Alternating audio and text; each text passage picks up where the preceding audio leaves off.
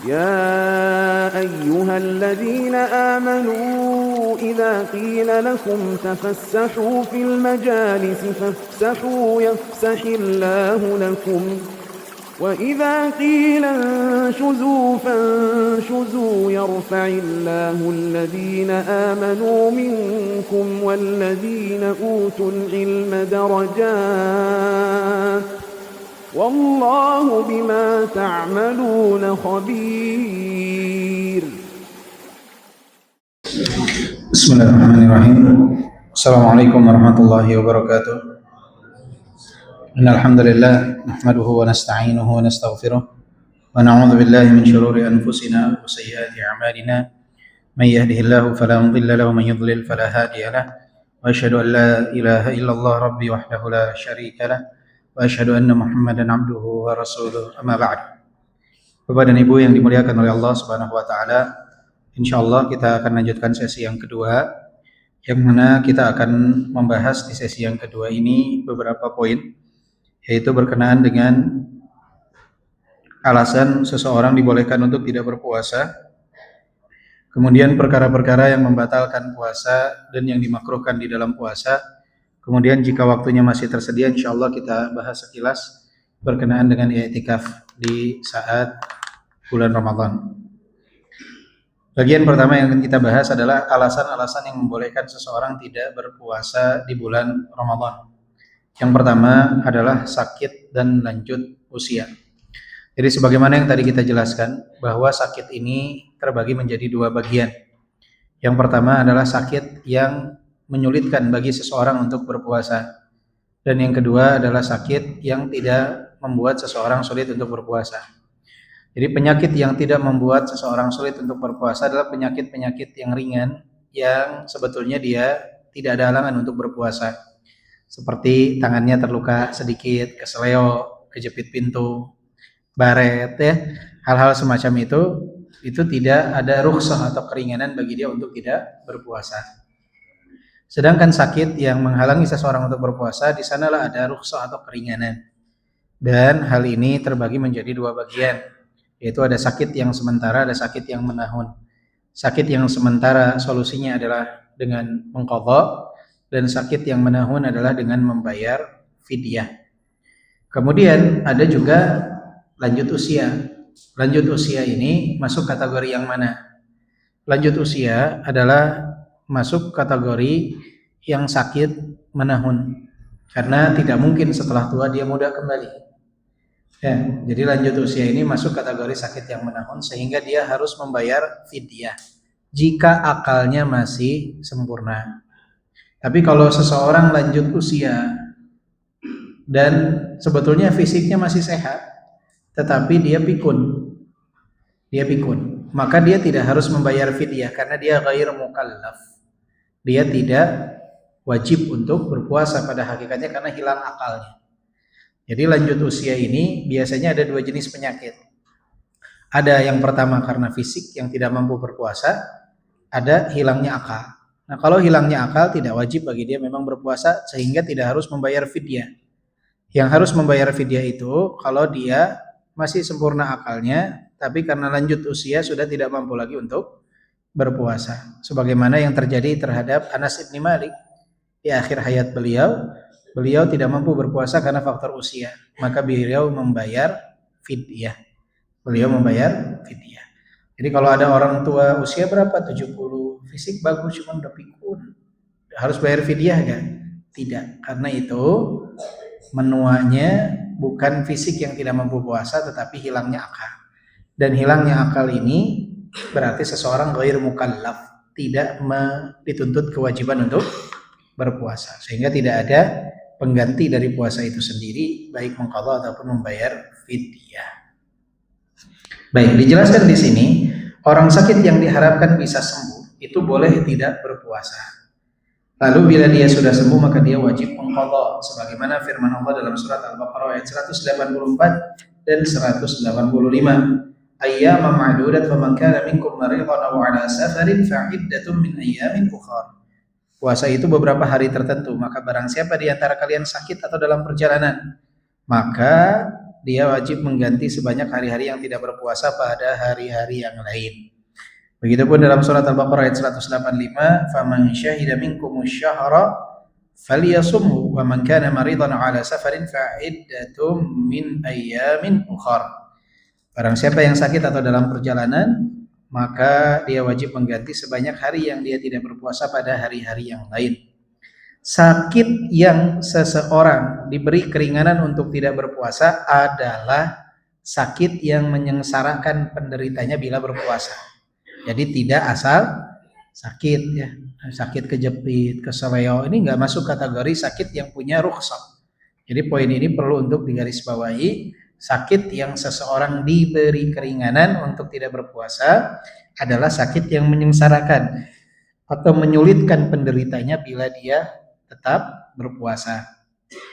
Adapun orang sakit yang tidak bisa diharapkan kesembuhannya, atau orang yang tidak mampu berpuasa secara permanen seperti orang lanjut usia, berarti ini sakit menahun atau sakit permanen karena lanjut usia, maka dia boleh tidak berpuasa dan tidak wajib mengqadha, akan tetapi wajib membayar fidyah dengan memberi makan satu orang miskin untuk setiap harinya, karena Allah menjadikan amal memberi makan itu setara dengan puasa saat kaum muslimin boleh memilih salah satu di antara keduanya pada awal puasa diwajibkan, sehingga didapatkan kesimpulan bahwa membayar fidyah itu menjadi pengganti dari puasa ketika terjadi uzur. Imam Al-Bukhari berkata, adapun bila laki-laki tua yang sudah tidak mampu berpuasa, maka sungguh Anas ketika sudah tua telah memberi makan satu orang miskin sebagai pengganti puasa dari setiap harinya, dan itu berlangsung 1 atau 2 tahun. Sementara Ibnu Abbas berkata tentang laki-laki dan wanita tua yang tidak mampu puasa, hendaklah keduanya memberi makan seorang miskin untuk setiap harinya. Orang yang tidak mampu berpuasa secara permanen dengan kelemahan yang tidak bisa diharapkan kehilangan, baik sakit ataupun lanjut usia, maka dia harus memberi makan satu orang miskin sebagai pengganti puasa setiap harinya sebanyak setengah sok gandum atau kurma atau beras atau makanan pokok lainnya. 1 sok kurang lebih setara dengan 2 kg seperempat.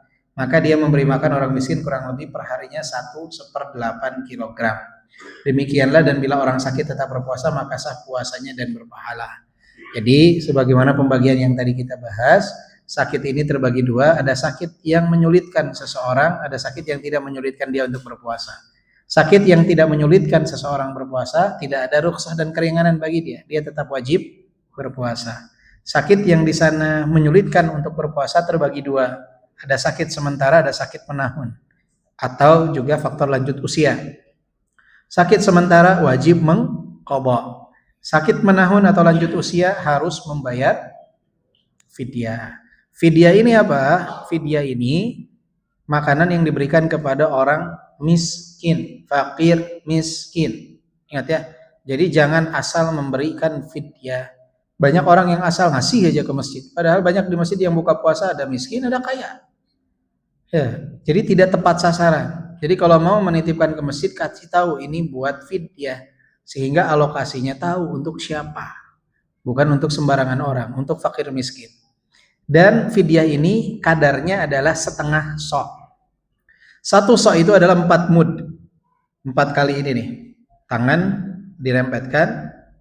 1 siukan tangan. Ini 1/4 sok atau 1 mud. 1 sok itu 4 kali ini. 1 sok. Ya, sok yang dimaksud adalah mud, yang dimaksud mudnya Nabi Shallallahu Alaihi Wasallam. 1 sok itu estimasinya beda pandangan di kalangan ulama. Antara 2/4 sampai 3 kg. Ini kadar yang dikeluarkan saat zakat fitrah, yaitu 1 sok. Makanya saat zakat fitrah ada yang ngeluarin 2,4, 2,7, 3. Memang ini beda pandangan. Hampir semua itu range-nya antara 2/4 sampai 3 kg. Itu untuk zakat fitrah, 1 sok. Sedangkan untuk fidyah setengahnya. Maka untuk fidyah ini beda pandangan, ada dari 1/8 sampai 1,5 kilo. Amannya keluarkan 1,5 kilo. Maka semua selama sepakat 1,5 kilo itu termasuk setengah sok. Jadi dari 1/8 sampai 1,5 kilogram. Itu setengah sok. Itulah fidyah yang dibayarkan. Jika kita mau memberikan makanan pokok, gandum, beras. Kalau di kita kan beras. Kalau di Papua mungkin sagu. 1,5 kilogram per harinya. Atau makanan siap santap. Makanan jadi. 1 porsi nasi padang misalkan. Ayamnya, apanya gitu ya. Atau 1 porsi warteg gitu. Makanan yang mengenyangkan. Itu boleh. Jadi pilihannya mau makanan siap santap mengenyangkan atau mau makanan pokok. Kalau makanan pokok 1,5 kilogram beras. Dan dibayarkannya di hari puasa tersebut. Atau hari setelahnya, tidak boleh sebelumnya. Jadi misalkan sekarang hari 1 Ramadan, maka hanya boleh membayar fidyah untuk 1 hari Ramadan. Misalkan di hari ke-7 Ramadan, maka boleh membayar fidyah di hari ke-7 itu untuk hari pertama sampai hari ke-7. Hari ke-8 nggak boleh. Jadi bayar fidyah itu bolehnya di hari H atau mundur ke belakang. Tidak boleh maju ke depan. Boleh bayar fidyah di hari terakhir, boleh. Sebagaimana Anas bin Malik bayar fidyah itu di hari ke-30 untuk 30 Ramadan. Dikumpulkan oleh beliau fakir miskin sebanyak 30 orang, diberi makan. Dan boleh fidyah ini diberikan kepada 1 keluarga. Boleh fidyah ini diberikan kepada beberapa orang. Jadi misalkan kita kumpulkan 10 hari 15 kilo. Mau bayar fidyah. Di hari ke-10 mau bayar fidyah untuk 10 hari ke belakang. Belilah beras 15 kilo. Ketok rumah 1 fakir miskin. Assalamualaikum salam. Tafadhol nih beras 15 kilo. Boleh. Tidak harus ke 15 orang. Boleh kepada 1 orang atau 1 keluarga. Yang penting takarannya per harinya 1,5 kilogram. Jadi ambil kelipatan itu. Misalkan per 5 hari 7,5 kilo, ketok rumah orang kasih beras 7,5 kilo. Ketok rumah orang kasih beras 7,5 kilo. Itu dibolehkan. Ya, jadi fidyah itu bolehnya mundur ke belakang, tidak boleh maju ke depan. Karena harinya belum dilewati, belum ada kewajiban bagi dia. Dia bayar fidyah atas apa? Puasanya aja belum. Puasanya saja belum terjadi. Maka seperti itu untuk fidyah. Fidyah itu boleh makanan jadi atau makanan pokok. Yang kedua yang membolehkan seseorang untuk tidak berpuasa adalah safar. Tadi sempat kita bahas bahwa seorang musafir boleh tidak berpuasa di bulan Ramadan dan wajib atasnya mengqadha. Berdasarkan firman Allah, "Faman kana minkum maridan aw 'ala safarin fa'iddatun min ayyamin ukhra." Sama dalilnya surat Al-Baqarah 184 dan 185. Faman kana maridan aw 'ala safarin fa'iddatun min ayyamin ukhra. Jika sakit atau safar maka ganti di hari yang lain. Juga berdasarkan sabda Nabi kepada seorang laki-laki bertanya tentang puasa dalam safar. Maka Nabi mengatakan in syi'ta fasum wa in syi'ta fa'aftir. Jadi Nabi mengembalikan kepada keinginan. Jika mau berpuasa, jika mau berbuka maka silakan untuk berbuka, tidak perlu berpuasa. Jadi dikembalikan kepada keinginan. Dan juga Nabi SAW pernah keluar ke Makkah dalam kondisi berpuasa di bulan Ramadan. Falamma balaghal kadid aftara fa'aftara an-nas. Ketika Nabi sampai di daerah Kadid, Nabi SAW berbuka dan orang-orang pun ikut berbuka. Jadi lihat, Nabi SAW dalam kondisi berpuasa dan baru berbuka ketika Nabi sampai di daerah Kadid. Artinya apa? Orang yang ketika safar itu, dia ketika di rumahnya dia harus tetap apa? Berpuasa karena kondisinya belum mendapatkan rukhsah untuk berbuka. Dan ketika seseorang safar, jika dirasa ada kesulitan baginya, la dharara wala dhirar, tidak boleh seseorang membahayakan diri. Kalau memang tidak mampu, ambil keringanan rukhsah untuk berbuka. Ambil keringanan untuk berbuka. Boleh tidak berpuasa dalam safar yang panjang, di mana di dalamnya diperbolehkan untuk mengqashar sholat.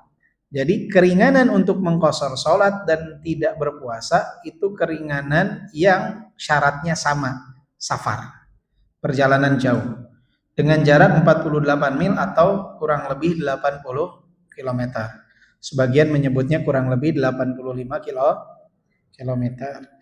Jika masuk dalam kategori tersebut, maka boleh seseorang untuk mengqashar, tetapi tidak boleh hilah. tidak boleh berpura-pura safar untuk tidak berpuasa. Jadi jangan sampai mentang-mentang dia pengantin baru, kemudian gimana caranya hari itu dia nggak mau puasa sama istrinya. Akhirnya istrinya jam 3 dibawa ke Purwakarta. Sampai di Purwakarta setengah 5. Beres di Purwakarta sholat subuh balik lagi ke Bogor. Jam 6 udah sampai Bogor. Seharian dia nggak mau puasa karena pengantin baru. Boleh gak seperti itu? Ya boleh. Itu hilah. Dia berpura-pura berpuasa, berpura-pura safar untuk agar tidak berpuasa. Tapi kalau memang dia mau melanjutkan perjalanan ke sana, ada kebutuhan, ya dia safar, musafir. Tapi tidak boleh hilah.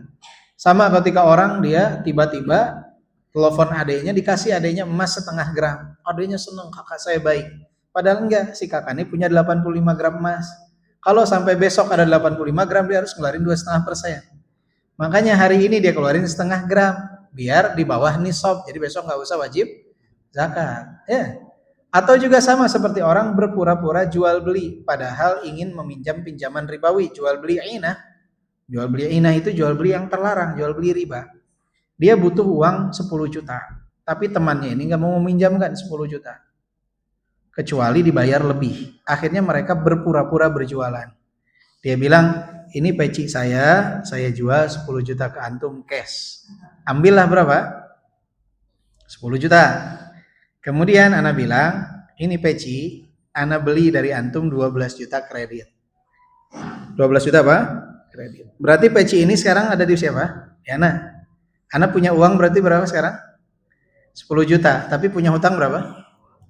12 juta. Ini jual belinya niat ya? Enggak, jual beli ini hanya sebagai hilah, berpura-pura saja. Ingin menghalalkan apa yang Allah haramkan, ini nggak boleh.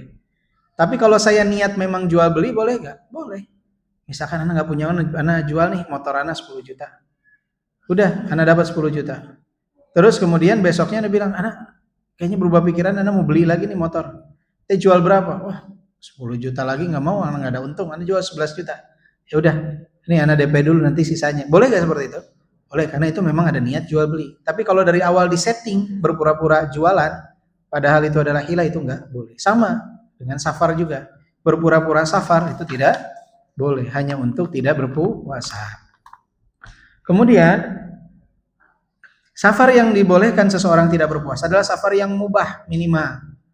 Ya, safar sunnah itu boleh bagi dia untuk berbuka. Safar yang mubah boleh bagi dia untuk berbuka. Yang tidak boleh safar yang haram. Antum enggak puasa?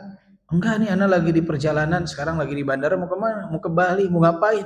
Soalnya nanti malam saya harus nge-DJ misalkan, di tempat klub malam. Nah, ini perjalanan untuk maksiat. Tidak boleh bagi dia untuk, nggak dapat keringanan yang seperti ini untuk berbuka. Ya, jadi safarnya safar apa? Safar ketaatan atau safar yang mubah boleh. Ziarah ke keluarganya atau ada kepentingan pekerjaan yang halal itu dibolehkan.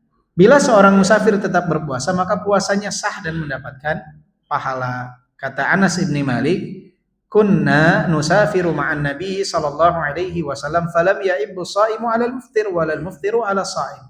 Kami pernah melakukan safar bersama Nabi, maka orang puasa dari kami tidak mencela orang yang tidak berpuasa.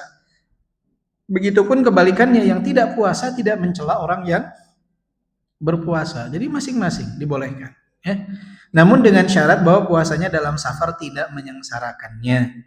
Bila puasa menyengsarakan atau membahayakan, maka tidak berpuasa lebih baik baginya dalam rangka mengamalkan rukhsah atau keringanan yang Allah berikan. Karena Nabi SAW pernah bersabda, "Laisa minal bir as-siyamu fis safar." Bukanlah termasuk kebaikan berpuasa dalam safar. Kapan ini? Jika safarnya ini yang memudaratkan dia. Ya, dia lelah, lemah, tetap maksa, itu nggak boleh. Bukan termasuk perbuatan baik. Karena apa? La darara wa la dirar. Tidak boleh kita membahayakan diri, membahayakan orang lain. Kemudian yang dapat keringanan dalam hal tidak puasa adalah yang haid dan nifas.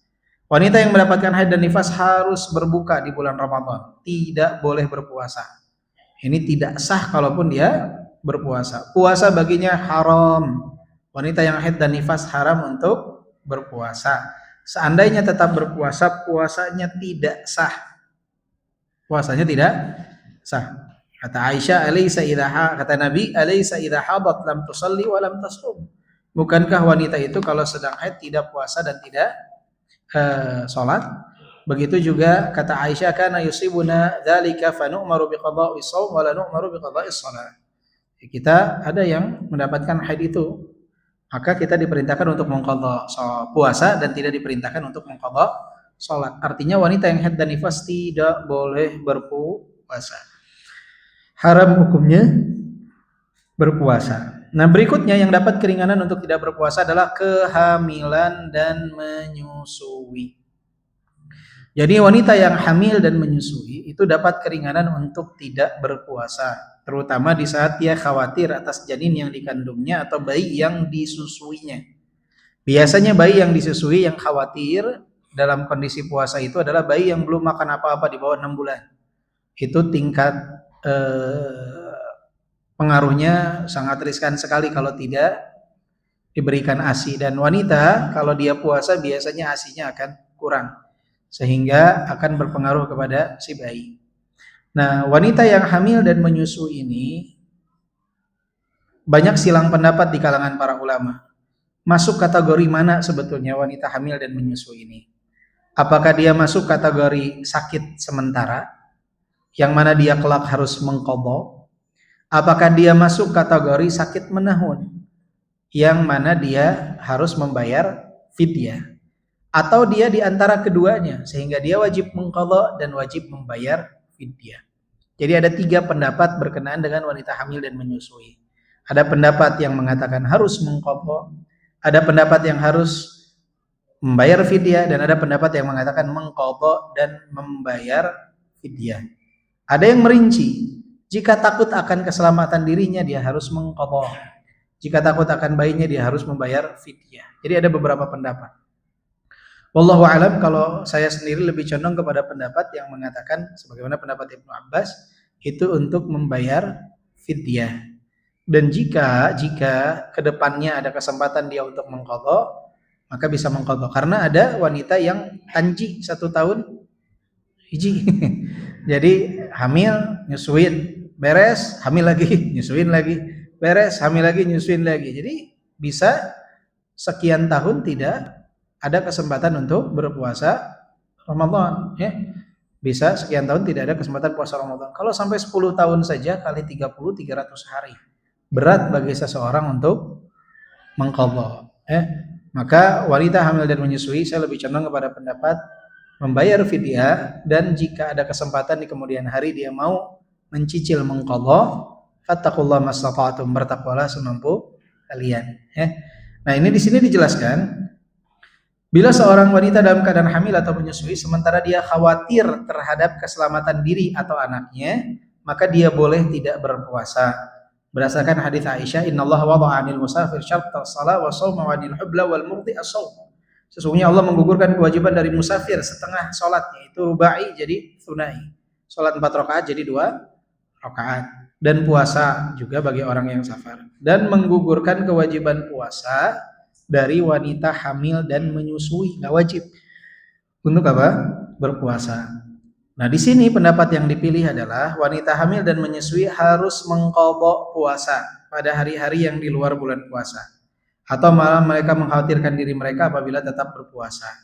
Tetapi bila wanita hamil mengkhawatirkan janin dalam kandungannya atau mengkhawatirkan anak susuannya, maka di samping qadha dia juga harus memberi makan, membayar fidyah.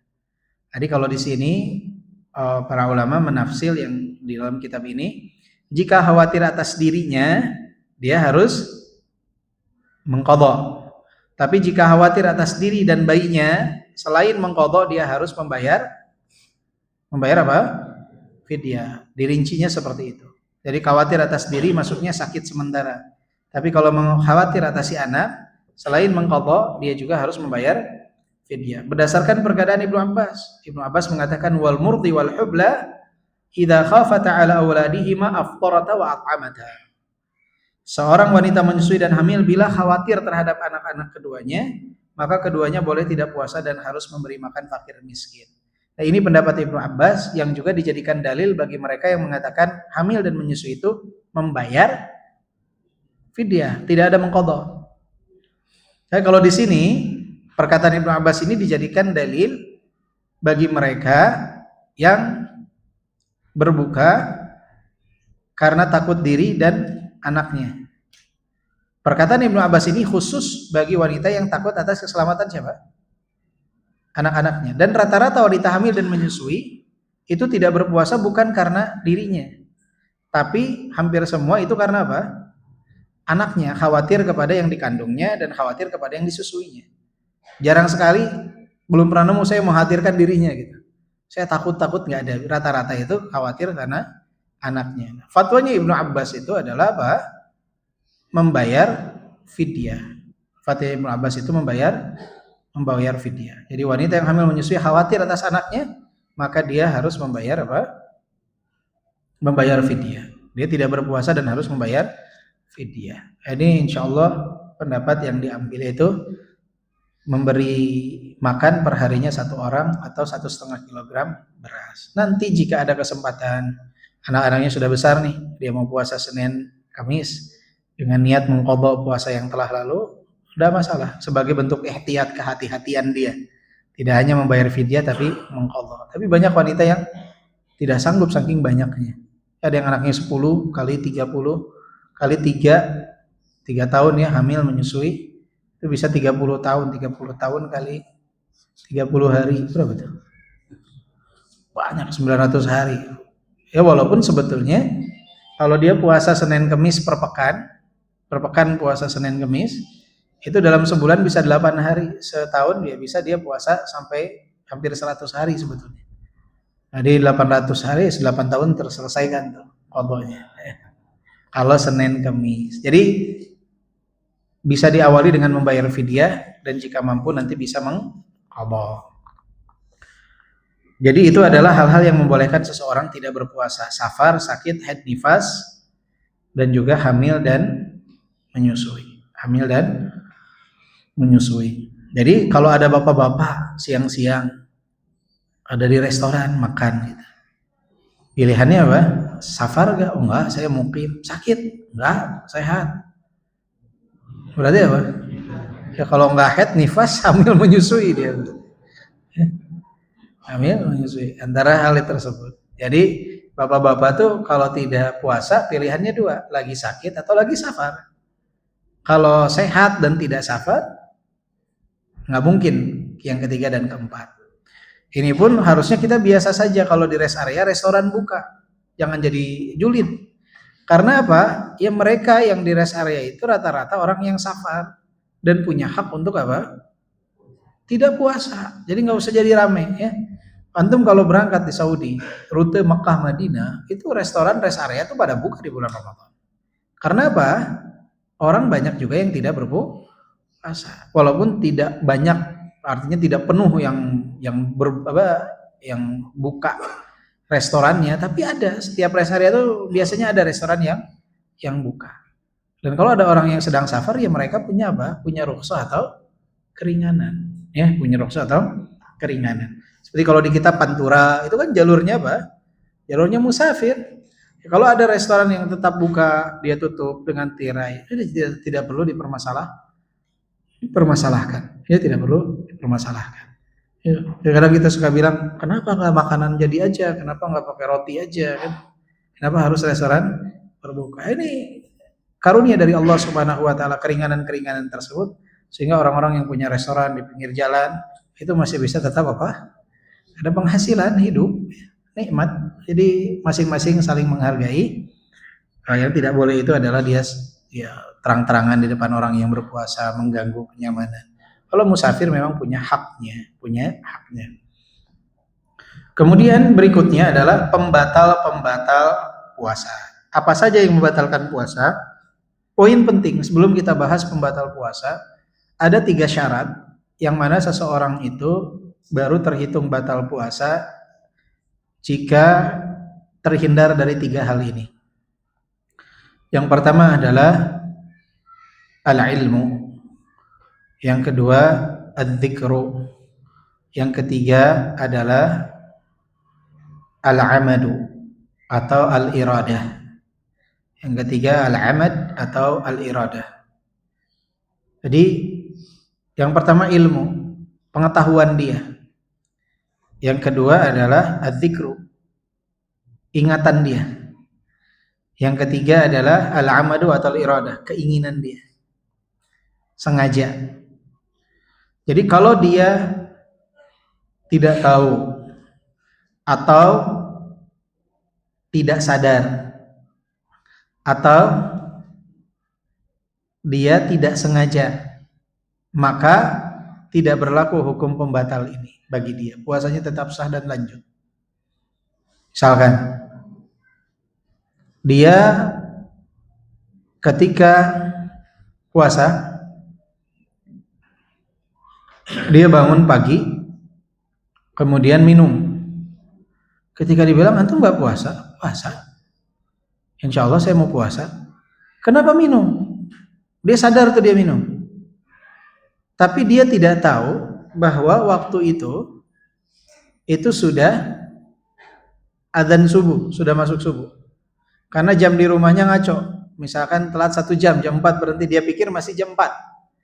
Ternyata harusnya sudah jam 5. Dia tahu bahwa sudah masuk waktu puasa? Tidak, dia tidak tahu. Maka yang seperti ini dia tidak harus membatalkan puasanya, tetap lanjut dengan apa? Puasanya, karena ketidaktahuan kondisi bahwa dia harusnya sudah menahan diri untuk tidak berpuasa. Sama seperti ada orang yang misalkan dia ketika siap-siap berbuka dengar suara adzan, dia buka minum. Padahal alarm handphone temennya bunyi gitu. Dia tidak tahu bahwa itu harusnya dia masih menahan diri. Ketidaktahuan ini tidak menjadi pembatal puasa dia. Yang kedua, ingatan dia. Yang kedua ini nggak ingat. Misalkan siang-siang Ramadan, tahu bahwa dia sedang Ramadan, tapi dia nggak ingat bahwa dia sedang apa? Sedang puasa. Dia tahu minum itu membatalkan puasa, tahu secara hukum.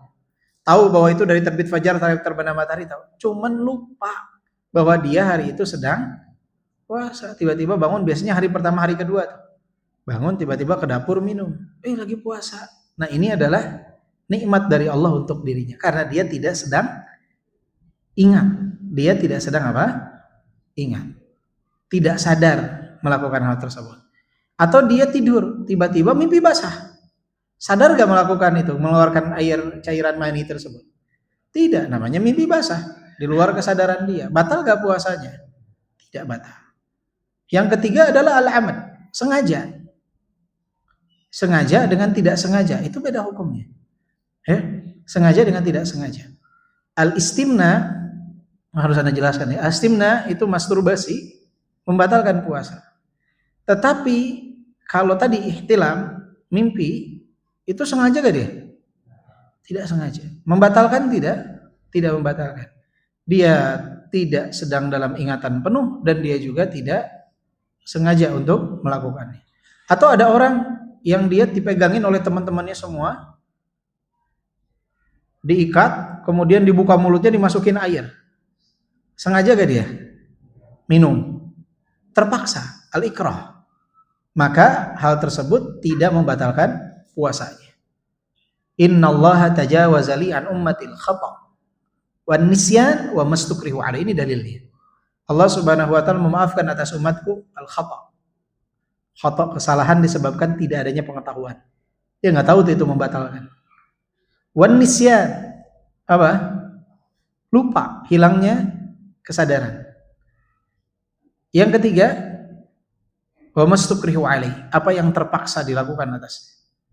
Sehingga kalau seseorang terpaksa atau enggak ingat atau tidak tahu, maka tidak membatalkan puasanya. Maka jika ada orang yang bertanya, saya begini-begini, batal gak puasa saya? Tanya dulu, tahu gak? Tahu. Ingat gak? Ingat. Terpaksa apa gimana? Terpaksa, saya dipaksa. Baru di situ dikatakan tidak membatalkan puasa. Jadi jangan bersegera menentukan hukum tanpa memastikan apakah mereka melakukan pembatal ini masuk di salah satu 3 kategori tadi. Ilmu, kemudian yang kedua apa? Adzikru, yang ketiga al-iradatu atau al-amadu. Baik, apa saja yang membatalkan puasa? Yang pertama, makan dan minum dengan sengaja. Berdasarkan firman Allah Subhanahu wa taala, "Kulu washrabu hatta yatabayyana lakumul khaytul abyadu minal khaytil aswadi minal fajr. Tsumma atimmus shiyama ilal lail." Makan dan minum dari terbit fajar sampai terbenam matahari. Berarti makan dan minum ini membatalkan puasa. Makan dan minum. Dan segala hal yang masuk kategori makan dan minum ini. Seperti dia diinfus nutrisi. Atau dia masukin lewat hidung. Masuk ke tenggorokannya, ke kerongkongannya, ke perutnya. Ini juga dihitung membatalkan puasa. Jadi segala hal yang termasuk makan dan minum maka itu membatalkan puasa. Baik secara langsung lewat mulut ataupun lewat organ tubuh yang lain. Jika masuk kategori makan dan minum maka itu masuk dalam kategori membatalkan puasa. Adapun orang yang makan atau minum karena lupa maka puasanya tetap sah dan dia wajib menahan diri tidak melanjutkan makan dan minumnya. Dikala ingat sebagaimana sabda Nabi, "Man nasiya wa huwa shaim fa akala aw syariba falyutimma shaumah fa inna ma at'amahu Allahu wa saqa." Siapa yang lupa saat sedang puasa lalu dia makan atau minum maka hendaknya dia melanjutkan puasanya. Karena sesungguhnya Allah lah yang telah memberinya makan dan minum. Jangan dilanjut tapi berhenti. Ya, jangan nanggung, enggak langsung berhenti. Puasa itu juga batal disebabkan obat yang dituangkan ke dalam hidung. Disebabkan semuanya masuk ke dalam perut, sekalipun bukan dari jalur mulut. Dan hal-hal yang status hukumnya sama dengan makan minum seperti suntik yang memberikan nutrisi, ya sama. Ya, infusan nutrisi, ya itu juga sama, masuk kategori makan dan minum walaupun tidak lewat apa?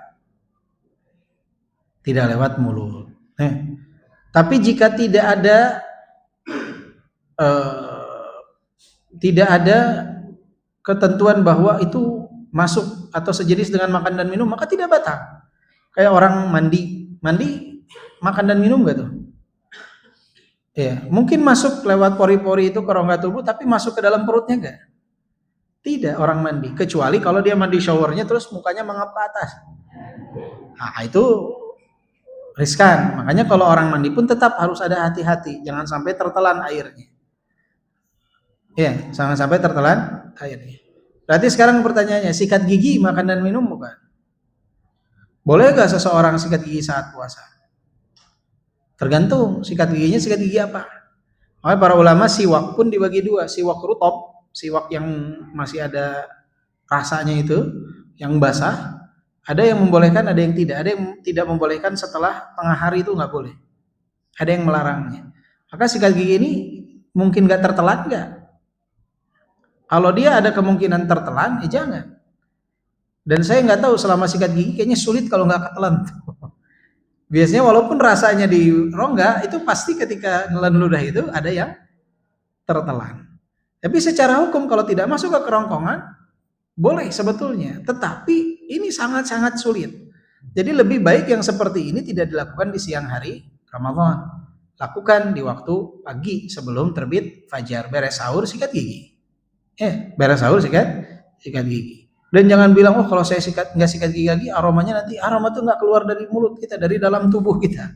Di saat tidak makan dan minum. Jadi usahakan ba'da fajar saja.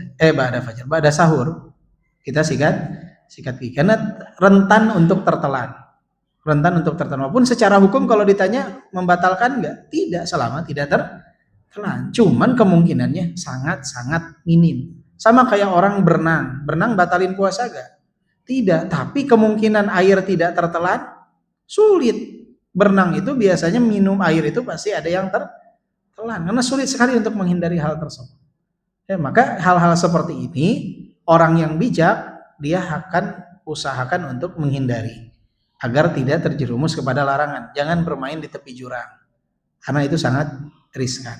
Walaupun secara hukum selama tidak tertelan boleh-boleh saja. Ya kan kita kalau wudhu juga kumur-kumur kan? Kumur-kumur itu di mana airnya? Di mulut. Ya, airnya di mana? Di mulut. Tetapi Nabi SAW kan melarang nanti ada tidak boleh mubalaghah istinsyak, istinthar saat sedang puasa. Karena apa? Kemungkinan tertelan itu besar. Sehingga sewajarnya saja. sewajarnya saja. Tapi jangan sampai orang, saya nggak mau wudu, kenapa lagi puasa? Oh, nggak boleh seperti itu. Saya nggak mau kumur-kumur, nggak boleh, nggak sah nanti wudunya. Tidak sah wudunya, tidak sah sholatnya. Jadi sikat gigi pun sama, boleh, tetapi asal yakin saja tidak ada yang tertelan. Cuman kemungkinannya agak sulit, ya, agak sulit sekali. Jadi lebih baik amannya ya pada sahur kita sikat gigi, udah tenang tuh ya. Kemudian yang membatalkan puasa jima. Jima ini ada iltiqal khitanan. Bertemunya dua alat kelamin yang dikhitan. Alat kelamin wanita dan pria. Ini disebut jima. Jima itu berhubungan suami istri. Puasa batal dengan sebab hubungan intim suami istri, sehingga barang siapa melakukan jima saat sedang puasa maka puasanya batal dan dia wajib bertaubat dan memohon ampun kepada Allah, mengqadha puasanya dan membayar kafarah. Apa kafarahnya? Membebaskan hamba sahaya. Kalau tidak mampu puasa 2 bulan berturut-turut. Kalau tidak mampu memberi makan 60 fakir miskin. Baik makanan jadi ataupun setengah sok tadi. Untuk 60 orang. Pilihannya itu. Kalau dia tidak mampu yang pertama, ke yang kedua, baru ke yang ketiga. Ini kalau berjima, berhubungan suami istri. Ya. Iltiqal khitanan itu sudah disebut jima. Tapi kalau terhalang, hanya berpelukan, bersenggama disebutnya, itu tidak termasuk kategori jima. Berciuman itu tidak masuk kategori jima. Jima itu kalau sudah bersentuhan dua alat khitan, itu disebut jima. Ya, itu wajib kafarah. Tapi kalau keluar air mani saja tidak dengan berjima, itu tidak harus kafarah, nanti akan dibahas. Jadi kafarah itu, kafarahnya atas jima saja, atas hubungan suami istri. Batal puasanya, harus mengqadha dan harus bayar kafarah. Apa kafarahnya? Membebaskan hamba sahaya atau berpuasa 2 bulan berturut-turut atau memberi makan 60 fakir miskin. Atau ya, jadi nggak boleh berpindah ke selanjutnya kalau masih sanggup yang pertama. Nggak boleh memberi makan 60 fakir miskin kalau masih bisa berpuasa 2 bulan. Nah, waktu itu ada seseorang, bainama nahnu julusun inda Nabi idh ja'a rajulun faqala ya Rasulullah halaktu. Datang seseorang kepada Nabi, kata Abu Hurairah, ketika kita sedang berkumpul dengan Nabi, mengatakan, wahai Rasulullah, aku telah celaka. Kemudian Nabi SAW bertanya, malak, ada apa? Kata Nabi. Orang tersebut mengatakan, waqa'tu ala imra'ati wa ana sha'im. Aku melakukan persenggamaan, bersetubuh dengan istriku, padahal aku dalam kondisi berpuasa wajib. Maka Nabi SAW mengatakan, hal tajidu raqabatan tu'atiquha. Apakah ada hamba sahaya yang bisa engkau merdekakan? Kemudian lelaki tersebut menjawab, tidak wahai Nabi, la. Kemudian Nabi mengatakan, hal tastati'u an tasuma syahraini mutatabi'ain. Bisakah engkau berpuasa 2 bulan berturut-turut? Sebulan aja nggak selesai, kata orang tersebut ya. Artinya apa? Kata dia, enggak mampu ya Allah. Karena Nabi, aku tidak mampu wahai Nabi puasa 2 bulan berturut-turut. Hamba sahaya enggak punya, puasa 2 bulan berturut-turut juga tidak mampu. Kemudian kata Nabi, hal tajidu it'ama sittina miskina. Bisa gak kasih makan 60 fakir miskin? Kata sahabat tersebut berkata, la, tidak wahai Nabi. Nabi kemudian mengatakan, fama kata Nabi. Nabi pun berdiam. Fabainama nahnu ala dzalika utiya Nabi sallallahu alaihi wasallam bi'araqin fiha tamar. Tiba-tiba Nabi diberikan keranjang besar dari apa? Kurma. Maka Nabi sallallahu alaihi wasallam bertanya, aina sa'il? Mana tadi yang nanya? Nanya. Mengatakan ana, wahai Rasulullah, aku. Kemudian kata Nabi SAW, nih, kan nggak bisa ngasih makan 60 fakir miskin, dimodalin sama Nabi. Ini kurmanya 1 keranjang, bagikan kepada fakir miskin, dimodalin, ya, diberi modal untuk menyantuni 60 fakir miskin. Kemudian kata sahabat tersebut mengatakan, a'ala afqara minni ya Rasulullah, fawallahi ma baina labatayha yuridul haratain ahlu baitin afqara min ahli baiti. Emang ada Nabi yang lebih fakir dari saya? Ya, nggak ada yang lebih fakir daripada saya. Demi Allah, kata dia, di antara 2 tanah berbatu hitam itu di kota Madinah tidak ada keluarga yang lebih fakir dari keluarga aku. Ini masih ke siapa? Fakir miskin, nggak ada yang lebih fakir dari keluarga aku. Maka Nabi pun SAW tersenyum sampai terlihat gigi taring beliau. Kemudian bersabda Nabi SAW, at'imhu ahlak. Berikanlah dengannya makan untuk keluargamu. Ini ad-din yusr, agama ini mudah, masya Allah ya. Jadi nggak sanggup semuanya kafarahnya untuk melakukan, karena Nabi udah berilah nafkah untuk keluargamu dengan makanan ini, dengan makanan tersebut yang harusnya cukup untuk 60 fakir miskin yang dimodalkan oleh Nabi Shallallahu Alaihi Wasallam untuk orang tersebut. Nah, ini adalah kafarah dalam jima. Yang semakna dengan hubungan suami istri adalah mengeluarkan mani dengan sengaja. Bila seorang yang berpuasa mengeluarkan mani dengan sengaja melalui ciuman atau persentuhan atau onani atau selainnya, maka puasanya rusak karena hal ini merupakan hawa nafsu yang membatalkan puasa. Dia wajib mengqadha tanpa kafarah. Karena kafarah hanya wajib dengan hubungan suami istri sebab adanya nas hadis yang menetapkannya. Tetapi bila orang yang berpuasa tidur lalu ia mimpi basah dan mengeluarkan mani tanpa hawa nafsu seperti orang yang sakit, maka puasanya tidak batal sebab ia keluar bukan atas keinginannya. Jadi jika keluar air mani selain daripada hubungan suami istri, misalkan karena masturbasi atau dia memandang sampai keluar syahwat sampai akhirnya keluar air mani, kemudian dia masturbasi oleh dirinya atau oleh pasangannya, oleh istrinya, itu tidak mewajibkan kafarah, tapi dia harus bertobat kepada Allah dan mengqadha puasanya. Dia berdosa, puasanya rusak, dosa besar. Ya, hati-hati dengan hal tersebut. Ya, di sedang posisi puasa walaupun tidak harus membayar kafarah, tapi tetap berdosa dan harus mengqadha puasanya. Jadi tidak boleh. Jadi keluar mani sama, tapi yang satu tuh berhubungan suami istri itu harus kafarah. Kalau ini walaupun keluar mani tapi tidak harus kafarah karena dia mengeluarkan dengan kesengajaan. Kalau tidak sengaja atau tidak sadar seperti sakit atau mimpi basah, maka tidak ada kewajiban mengqadha, puasanya tetap sah, tidak ada qadha, tidak ada kafarah karena tidak atas keinginan sendiri. Lantas bagaimana kalau keluar madhi? Keluar madhi. Madhi itu kan keluar karena syahwat. Tetapi tidak sampai keluar mani. Dia memandang tontonan sampai keluar air madhi atau memandangi istrinya sampai keluar air madhi, maka yang seperti ini tidak membatalkan puasanya, tapi merusak pahala puasanya, tapi tidak membatalkan puasanya. Jadi batalnya puasa itu karena keluar mani dengan sengaja, bukan karena mimpi basah. Keluar mani dengan sengaja atau hubungan suami istri. Keluar mani dengan sengaja dan hubungan suami istri membatalkan puasa. Keluar mani dengan sengaja tidak harus kafarah. Kafarah itu hanya saat berhubungan suami istri. Jadi ada 3 grade tuh berkaitan dengan syahwat di bulan Ramadan. Yang pertama itu keluar madhi atau keluar madhi itu yang seperti ini berdosa tetapi tidak membatalkan puasa.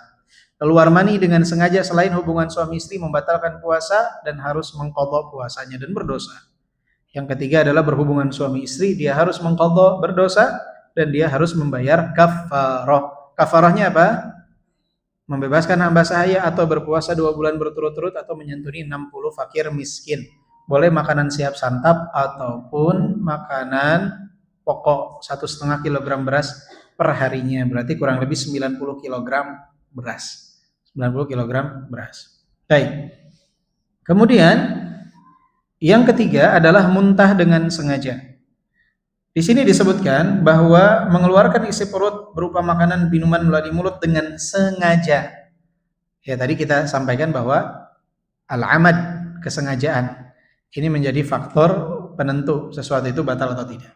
Lain halnya bila seseorang tidak tahan untuk muntah sehingga ia keluar tanpa dikehendakinya, maka tidak berdampak terhadap puasanya. Berdasarkan dalil man tara'ahul qai falaysa 'alaihi qada wa man istaqa 'amdan falyaqdi. Barang siapa yang dikalahkan oleh muntahnya keluar tanpa kehendaknya, maka tidak wajib mengqadha, puasanya tetap sah. Dan barang siapa muntah dengan sengaja, maka hendaknya dia mengqadha. Hadis ini diriwayatkan oleh Abu Dawud dan Tirmidzi dan Ibnu Majah, disahihkan oleh Syekh Al-Albani. Jadi ini adalah pendapat yang mengatakan bahwa muntah dengan sengaja itu membatalkan apa? Membatalkan puasa. Kalau muntah tidak sengaja tidak membatalkan puasa. Ada pendapat lain enggak? Ada. Al-Imam Al-Bukhari dan Al-Imam Ahmad menyatakan bahwa hadis ini adalah hadis yang lemah, tidak bisa dijadikan sebagai hujjah. Dan Abu Hurairah bahkan mengatakan al-iftaru mimma dakhala wa laysa bi khuruji. Yang namanya membatalkan itu saat memasukkan makanan dan minuman, bukan mengeluarkan makanan dan minuman. Jadi ada pendapat yang mengatakan bahwa sengaja muntah itu tidak membatalkan puasa. Kalau tidak sengaja, semua sepakat bahwa tidak sengaja muntah karena sakit itu tidak membatalkan puasa. Sepakat semua ulama. Tapi kalau muntah dengan sengaja dirojok misalkan biar muntah, di situ ada dua pendapat. Ada yang mengatakan batal, ya berdasarkan hadis ini. Ada yang mengatakan tidak batal, karena mengatakan memandang hadis ini hadis yang lemah. Oleh sebab itu, para ulama yang mengatakan bahwa muntah dengan sengaja tidak membatalkan pun memperingatkan jangan sengaja untuk muntah. Memang kalau perlu ya lakukan malam hari, bukan di siang hari. Untuk apa? Menghindari khilaf pendapat di kalangan para ulama. Tapi kalau nggak sengaja, itu sepakat semua ulama tidak membatalkan apa? Puasa. Jadi muntah tidak sengaja tidak membatalkan puasa. Kalau sengaja ada perbedaan pandangan di kalangan ulama. Yang keempat, berbekam. Mengeluarkan darah dari kulit bukan urat nadi. Bila orang yang berpuasa itu berbekam, maka puasanya rusak. Berdasarkan sabda Nabi, aftarul hajim wal mahjum, orang yang membekam dan yang dibekam telah batal puasanya. Hadis riwayat Abu Dawud dan Ibnu Khuzaimah dan sanadnya sahih, disahihkan oleh Syekh Al-Albani. Demikian pula puasanya pembekam juga rusak, kecuali jika dia membekamnya dengan alat yang terpisah dan tidak butuh untuk menghisap darahnya, maka Allah alam ia tidak membatalkan puasanya. Semakna dengan berbekam adalah mengeluarkan darah dengan melukai pembuluh darah atau al-fasdu, atau mengeluarkannya untuk donor darah. Adapun keluar darah karena luka atau cabut gigi atau mimisan, maka tidak membatalkan puasa, karena ia bukan berbekam dan tidak semakna dengannya. Sama dengan berbekam, fasdu dan donor darah, ini pun pembatal puasa yang ada khilaf sudut pandang di kalangan para ulama. Banyak para ulama yang memandang hadis ini aftarul hajim wal mahjum adalah hadis yang mansuh, hadis yang hukumnya telah tergantikan. Karena adanya dalil Nabi SAW yang diriwayatkan oleh Al-Imam Al-Bukhari dari hadis Ibnu Abbas, disebutkan oleh beliau, oleh Ibnu Abbas, ihtajaman Nabiyyu sallallahu alaihi wasallam wa huwa sha'im. Nabi berhijamah dalam kondisi sedang berpuasa, sehingga hukum ini terhapuskan, tergantikan. Begitu juga Ibnu Umar, kana yahtajimu wa huwa sha'im. Ibnu Umar itu pernah melakukan hijamah, dibekam saat kondisi beliau sedang berpuasa. Sehingga para ulama yang lain berpendapat berbekam ini tidak membatalkan puasa. Akan tetapi para ulama yang mengatakan bahwa berbekam tidak membatalkan puasa tetap menyarankan tidak berbekam di siang hari. Karena apa? Walaupun dia tidak membatalkan puasa secara langsung, dapat mengantarkan orang untuk batal puasanya. Karena keluar darah itu menyebabkan lemas pada tubuh. Dan itu bisa mengganggu puasanya hingga akhirnya dia bisa berbuka, termasuk juga donor darah. Maka jika ada di antara kita yang lebih condong kepada pendapat bahwa berbekam tidak membatalkan puasa, tetap sebaiknya berbekam fasdu donor darah, lakukanlah di malam hari agar terhindar dari khilaf pandang di antara para ulama. Sedangkan untuk luka, jatuh, keluar darah, hal tersebut sepakat ulama tidak membatalkan puasa. Ya, tidak membatalkan puasa. Kemudian pembatal puasa berikutnya adalah keluarnya darah haid dan nifas. Ya, ini haid dan nifas walaupun keluar beberapa saat sebelum azan maghrib, sebelum terbenamnya matahari, tetap membatalkan puasa. Jadi ibu-ibu, ya kalau memang sudah nggak enak perut dicek, takutnya memang keluar darah haid. Jangan nanti pas udah maghrib baru dicek, tadi keluarnya kapan ya? Pas maghrib, apa tadi? Jadinya ragu kan? Kalau udah nggak enak, cek dulu saja. Ya, cek secara berkala. Biasanya kan ibu-ibu paham tuh kondisi menjelang haid seperti apa. Itu tidak sah puasanya jika wanita haid itu batal puasanya. Kemudian yang keenam, niat berbuka. Kan niat ini rukun ya. Maka kalau seseorang membatalkan niatnya, sah nggak puasanya? Tidak batal puasanya. Walaupun dia nggak jadi makan, nggak jadi minum, karena dia sudah niat berbuka, cuman kebetulan nggak dapat makanan. Dia datang ke dapur, buka nggak ada, kulkas nggak ada. Pas mau keluar beli makanan dikunci ternyata sama ibu bapaknya. Akhirnya di rumah nggak jadi dah, udah puasa aja lah. Nah ini sudah membatalkan puasa. Sehingga barang siapa berniat untuk berbuka sebelum waktu berbuka, sementara dalam keadaan puasa, maka puasanya batal. sekalipun dia belum makan sesuatu yang membatalkan. Karena sesungguhnya niat merupakan salah satu rukun puasa. Bila dia membatalkan niat dengan bermaksud untuk berbuka dan dilakukan dengan saja, maka puasanya batal. Begitupun kalau kita sedang berbuka nggak nemu makanan dan minuman, lagi macet total nih di jalan, nggak ada makanan di mobil, di tol, mau beli makanan juga nggak bisa, yang bagiin takjil juga nggak ada.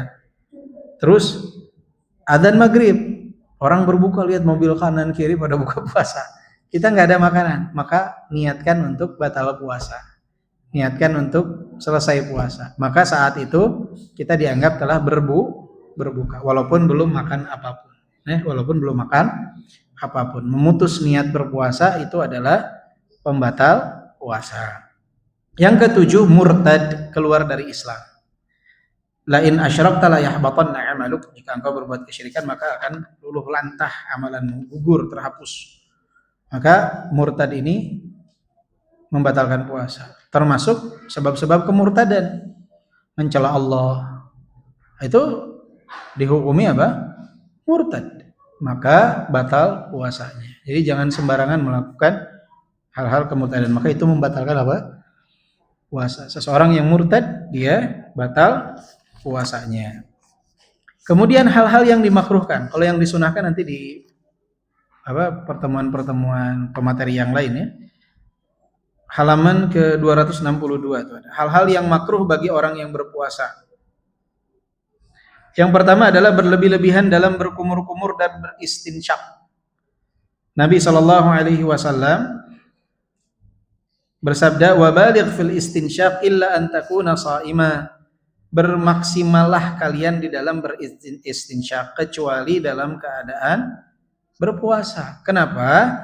Karena khawatir ada air yang masuk ke dalam perut. Jadi hal-hal yang dapat mengkhawatirkan masuknya makanan atau minuman itu tidak boleh dilakukan karena itu sesuatu yang makruh. Tidak boleh berlebih-lebihan dalam istinsyak ketika sedang berpuasa. Jangan masukin air pas wudu segenggam, keluarnya cuma suprit. Kemana sisanya? Kemana sisanya ya? Jangan dia pikir nggak ada yang tahu. Allah Maha tahu. Jadi jangan sampai kita membatalkan puasa kita. Dan kayaknya nggak ini banget ya, batalin puasa dengan cara berwudu kan kayaknya gimana tuh. Jadi hati-hati. Ini makruh berlebih-lebihan. Karena apa? Dimakruhkan. Bisa mengantarkan kepada pembatal puasa.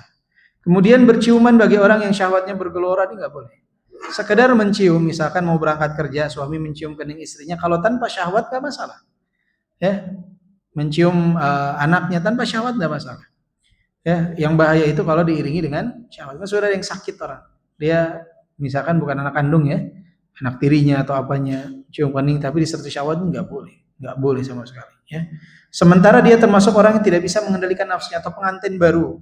Pengantin baru itu kadang bukan hanya mencium kening, si istrinya salaman saja dia bisa bergetar, syahwatnya bisa naik. Maka yang seperti ini dihindari. Makanya usahakan kalau mau nikah jangan dekat-dekat Ramadan, nanti aja Syawal. Biar 11 bulan tuh ada pengantin baru, bapak-bapak, ibu-ibu dulu mungkin ketika pengantin baru itu beda dengan setelah 20 tahun, 30 tahun menikah. Jadi sudah beda, pengaruh syahwatnya itu sudah beda. Dulu itu ketika pengantin baru mungkin hanya duduk berduaan, berboncengan saja, itu syahwat naik. Ya, maka hati-hati pengantin-pengantin baru ya.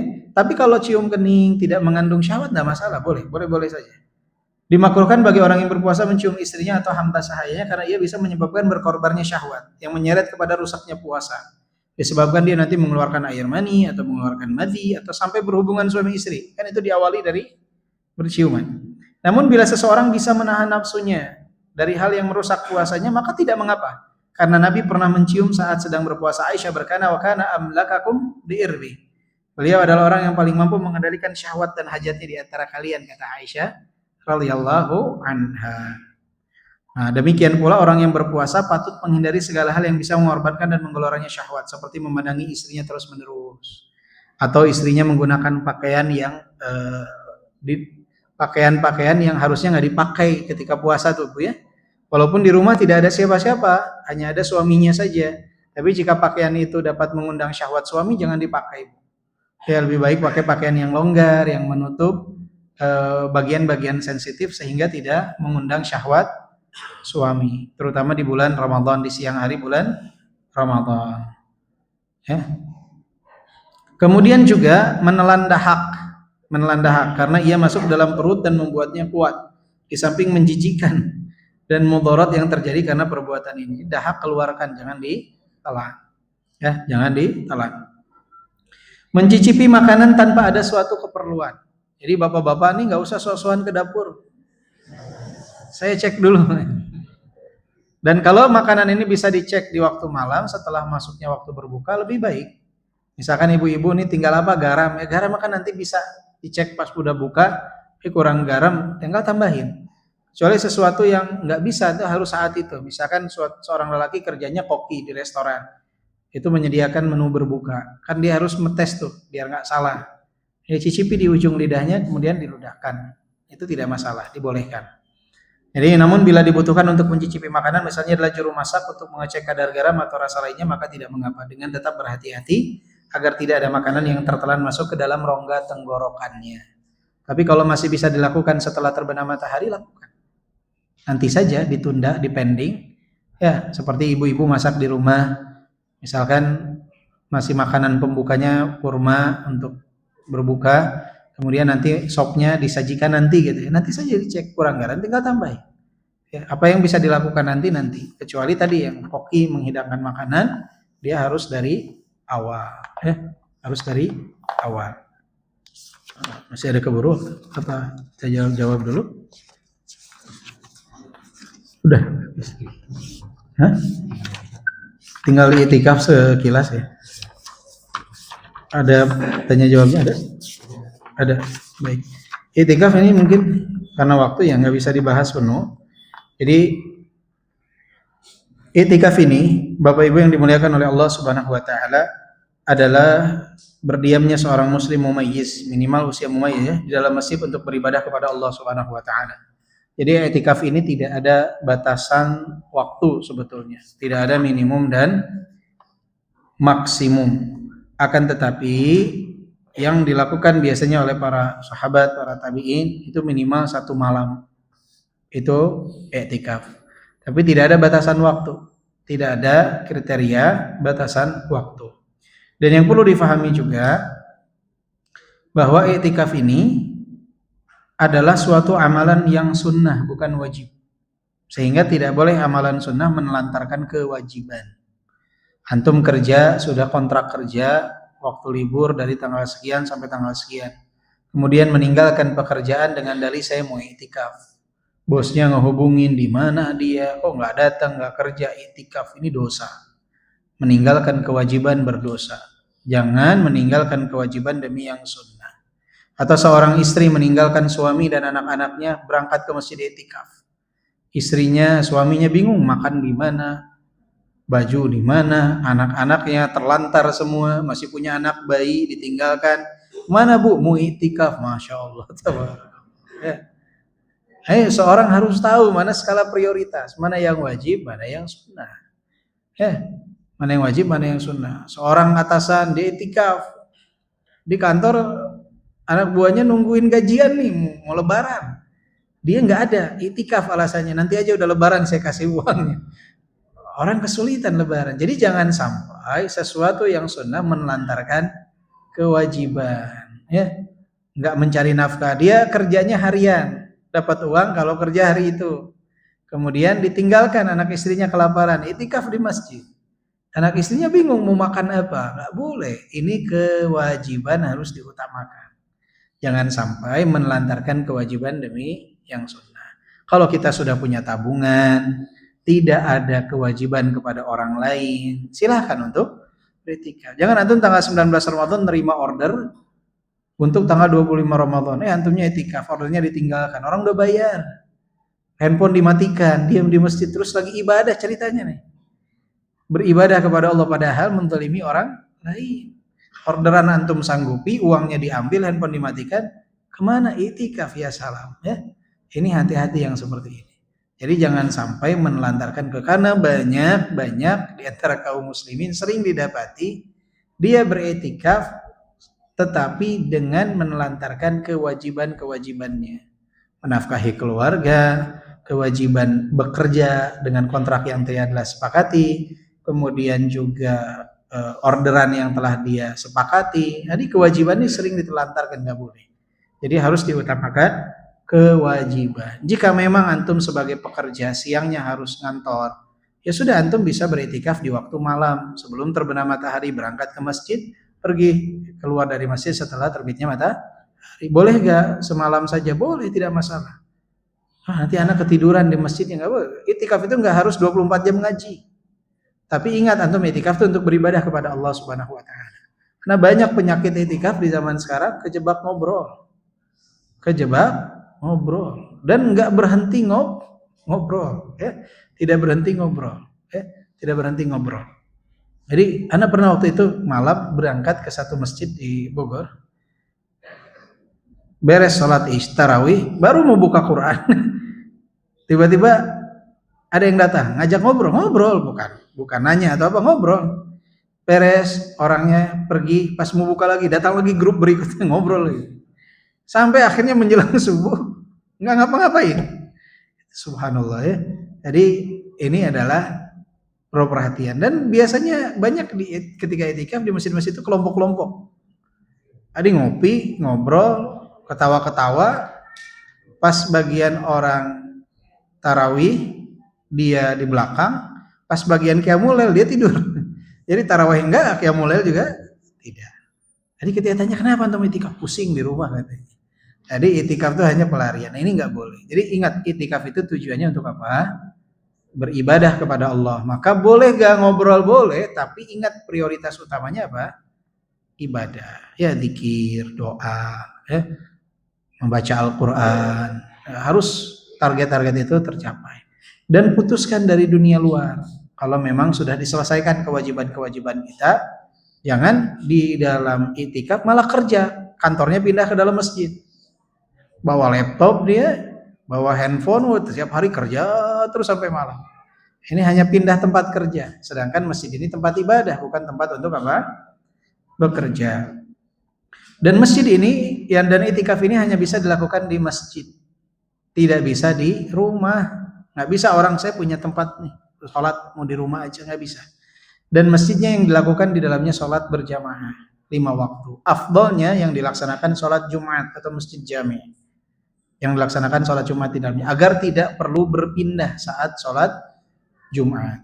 Minimal yang dilaksanakan di dalamnya sholat 5 waktu. Afdolnya yang dilaksanakan di sana sholat Jumat. Jadi nggak bisa musola kecil yang tidak ada sholat 5 waktu, antum beritikaf di sana. Musola kantor misalkan, tidak ada sholat 5 waktu, antum beritikaf di sana, nggak boleh. Harus di masjid. Wa antum akifuna bil masajid. Itikaf itu di mana? Di masjid. Ya, makanya di sini sebutkan hendaknya masjid yang digunakan masjid yang di dalamnya didirikan sholat berjamaah. Ya. Kemudian juga untuk iktikaf yang disebutkan di sini adalah puasa itu bukan syarat untuk beriktikaf. Jadi beriktikaf itu nggak harus di bulan Ramadan, bisa di hari-hari yang lain, tidak harus di bulan Ramadan. Tapi tentunya lebih utama di 10 hari terakhir bulan Ramadan. Ya, kalau orang mau iktikaf di hari-hari pertama bulan Ramadan boleh nggak? Boleh. Hari ini juga orang mau iktikaf boleh, tidak harus di bulan Ramadan. Ya Umar, ya Rasulullah, inni nadartu fil jahiliyah a'takifa lailatan fil Masjidil Haram. Qala aufi binadrik. Jadi Umar itu pernah bernadar untuk beriktikaf 1 malam di Masjidil Haram. Maka kata Nabi sallallahu alaihi wasallam, aufi binadrik, penuhilah nadarmu. Seandainya puasa merupakan syarat i'tikaf, maka i'tikafnya Umar di malam hari itu akan tidak sah. Karena apa? Tidak ada puasa di malam hari. Sehingga syarat i'tikaf itu tidak harus puasa. Dan puasa juga i'tikaf merupakan 2 ibadah yang terpisah. Sehingga keberadaan salah satunya bukan syarat, harus adanya yang lain. Dan masa waktu i'tikaf Iktikaf itu berdiam diri di masjid seukuran kadar waktu tertentu. Seandainya berdiam diri di masjid tidak terjadi, maka tidak terwujud iktikaf. Jadi harus di masjid. Waktu minimal iktikaf terdapat perselisihan dan pendapat di kalangan ulama. Pendapat yang sahih insya Allah bahwa waktu iktikaf tidak memiliki batas minimal. Sehingga sah iktikaf dengan batas waktu tertentu sekalipun hanya sebentar. Hanya saja yang lebih utama adalah hendaknya iktikaf tidak kurang dari 1 hari atau 1 malam. Karena tidak ada riwayat yang dinukilkan dari Nabi dan salah seorang sahabat pun yang beriktikaf kurang dari itu. Jadi walaupun tidak ada batasan minimum, mau sejam, 2 jam, 3 jam, sah-sah saja. Akan tetapi afdalnya tidak kurang dari 1 malam atau 1 hari. Karena tidak ada sahabat nukilan yang mereka beriktikaf kurang dari hal tersebut. Dan waktu iktikaf yang paling utama adalah di 10 hari terakhir. Berdasarkan hadis Aisyah, anna Nabi sallallahu alaihi wasallam kana ya'takiful 'ashra al-awakhir min Ramadan hatta tawaffahu Allah. Nabi itu beriktikaf selalu di 10 hari terakhir Ramadan hingga Allah wafatkan beliau. Maka barang siapa yang berniat iktikaf di 10 hari terakhir Ramadan, maka dia sholat subuh pada hari ke-21 itu sudah di masjid dan berniat iktikaf di dalamnya. Afdalnya itu sebelum waktu maghrib tanggal 21. Jadi hari ke-20 sebelum matahari terbenam sudah di masjid. Paling lambat sebelum terbitnya waktu fajar di hari ke-21. Jadi afdalnya sebelum masuk malam di hari ke-21, yaitu sebelum maghrib malam 21. Atau paling lambat waktu sebelum waktu subuh tanggal 21. Sebelum waktu subuh tanggal 21. Dan berakhirnya itu setelah terbenamnya matahari di hari terakhir Ramadan. Jadi kalau diputuskan besok lebaran, dia udah boleh meninggalkan masjid. Sudah terpenuhi 10 hari terakhir Ramadan, walaupun Ramadannya akhirnya hanya 9 karena Ramadannya 29 misalkan, itu terhitung bagi dia puasa iktikaf 10 hari terakhir Ramadan. Dan anjuran yang dibolehkan untuk seorang beriktikaf tadi ya, karena perbanyak ibadah ketika beriktikaf dan tidak boleh asal keluar masuk kecuali sesuatu yang urgent seperti ke toilet balik lagi ya. Dan sekarang alhamdulillah toilet hampir ada di setiap masjid.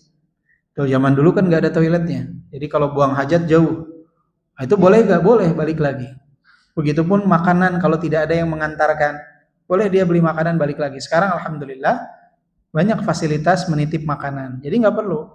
Jadi urgent kalau perlu keluar, kalau enggak ya jangan keluar. Sama pelaksanaan fardu kifayah, ada yang meninggal, menguburkan, wajib nggak bagi dia?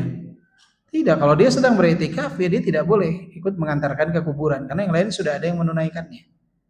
Sama halnya juga, misalkan dia sedang beriktikaf, dia tidak boleh keluar beli makanan, padahal makanan itu ada gitu. Jadi selagi masih ada bisa nitip, apalagi ya sudah tidak perlu keluar. Kecuali urgent baru dia boleh keluar. Kemudian juga yang penting, pembatal i'tikaf itu adalah keluar dari masjid untuk selain keperluan dengan sengaja, walaupun durasi keluarnya tidak lama. Ya, karena dari Aisyah mengatakan kana la yadkhulul baita illa li hajah. Nabi itu enggak masuk rumah kecuali karena keperluan mendesak. Idza kana mu'takifan, jika Nabi sedang beriktikaf. Maka kalau dia keluar dalam waktu tertentu walaupun tidak ada keperluan mendesak, berarti dia telah membatalkan iktikafnya dengan keluar dari masjid. Kemudian tidak boleh berhubungan suami istri saat sedang beriktikaf, walaupun di area tertutup di dalam masjid. Karena Allah melarang wala tubashiruhunna wa antum aakifuna fil masajid. Jangan kalian mencampur mereka dalam kondisi kalian sedang beriktikaf di dalam masjid. Begitu juga yang mendekati keduanya seperti berduaan sampai bercumbu dan lain sebagainya, itu tidak boleh ketika sedang iktikaf. Karena iktikaf itu betul-betul memfokuskan diri untuk beribadah. Kemudian apalagi yang membatalkan i'tikaf? Hilangnya akal dan juga murtad, juga haid dan nifas. Jadi wanita yang haid dan nifas itu membatalkan i'tikafnya. Dan bagi wanita tidak perlu memaksakan diri kalau memang tidak ada tempat untuk beriktikaf. Jangan sampai rela malah campur baur dengan laki-laki demi etikaf. Ingat, yang haram itu harus ditinggalkan, jangan mendahulukan yang sunnah dengan mengerjakan yang haram. Jadi ibu-ibu ini penting sekali. Kenapa? Karena tugas ibu-ibu di dalam rumah ini kewajibannya sangat banyak. Sehingga jangan sampai menelantarkan kewajiban tadi ya, mengurusi keluarga, kemudian juga anak. Kalau bapak-bapak kan kewajiban utamanya rata-rata kan mencari nafkah. Mencari nafkah ini biasanya bisa dia tabung tuh 10 terakhir udah kosong, kewajibannya udah beres. Tapi kalau ibu-ibu biasanya akan terikat, kecuali anak-anaknya semua sudah nikah, sudah berkeluarga, tinggal dia suami istri usia 60-an. Daripada di rumah berdua, yuk kita itikaf bareng, suaminya itikaf, istrinya itikaf. Jangan ibu-ibunya itikaf, suaminya ditinggal di rumah. Bahaya. Nanti pulang ternyata sudah nikah lagi. Itu bahaya ya. Jadi ibu-ibu jangan sampai ibu-ibu beritikaf meninggalkan suami di rumah. Kalau ibu mau itikaf, usia misalkan sudah 50, 60, anak-anak juga sudah besar, apalagi sudah berkeluarga, boleh, tidak masalah. Tetapi tadi pastikan suami juga berangkat ya, suaminya itikaf, istrinya itikaf. Dan tempatnya, pastikan tempat itikafnya tertutup untuk yang akhwat. Jangan sampai ada kemungkinan campur baur laki-laki dengan wanita, karena banyak di beberapa tempat itikaf tapi campur baur antara laki-laki dan wanita. Akhirnya malah menimbulkan itikaf ini jadi fitnah tersendiri. Karena apa? Ketika masa itikaf saling interaksi, akhirnya ada ketertarikan. Si istri ini tertarik sama suami ini tertarik sama istri ini. Ya, ini tidak diperbolehkan seperti itu. Karena itikaf itu mendekatkan diri kepada Allah, bukan mendekatkan diri kepada syahwat. Ya. Semoga Allah Subhanahu wa taala berikan taufik kepada kita semua. Tentunya pembahasan fikih berkenaan dengan Ramadan ini tidak bisa terselesaikan dalam satu waktu momentum seperti sekarang, tapi ya minimal hal-hal dasar telah kita coba untuk pelajari dan pahami. Nanti insya Allah jika ada daurah-daurah berikutnya, daurah-daurah yang lain, silahkan untuk diikuti sebelum Ramadan. Karena kan tadi kita telah tidak membahas mengenai keutamaan-keutamaan di Ramadan, sunnah-sunnah Ramadan, sunnah-sunnah itu kan perlu juga tuh. Insya Allah di tema-tema pembahasan daurah yang lain itu akan dibahas ya. Termasuk nanti saya ingatkan kembali pekan depan insya Allah ada daurah tanggal 14, daurah ilmiah Bogor di Masjid Pekojan At-Taqwa di dekat Empang. Ustaz Abdurrahman Balfas dan juga Ustaz Syafiq Alweni ya, yang ada kesempatan hadir Sabtu depan. Setelah kajian kita pekan depan kajian rutin tapi dimajukan ya. 6:30 mulainya pekan depan sampai 7:30. Setelah itu yang mau lanjut ke Pekojan At-Taqwa itu silahkan, jarak dari sini mungkin 15 menit kalau naik motor, bisa lanjut ikut daurah insyaallah taala. Jadi pekan depan pekan terakhir sebelum Ramadan ya. Jadi insyaallah kajian terakhir sebelum Ramadan pekan depan kita akan lanjutkan sedikit membahas tentang kitab Fawaid dan ada nasihat singkat menjelang Ramadan insyaallah. Barakallahu fikum. Mungkin ada sesi pertanyaan terakhir. Ya, kebanyakan.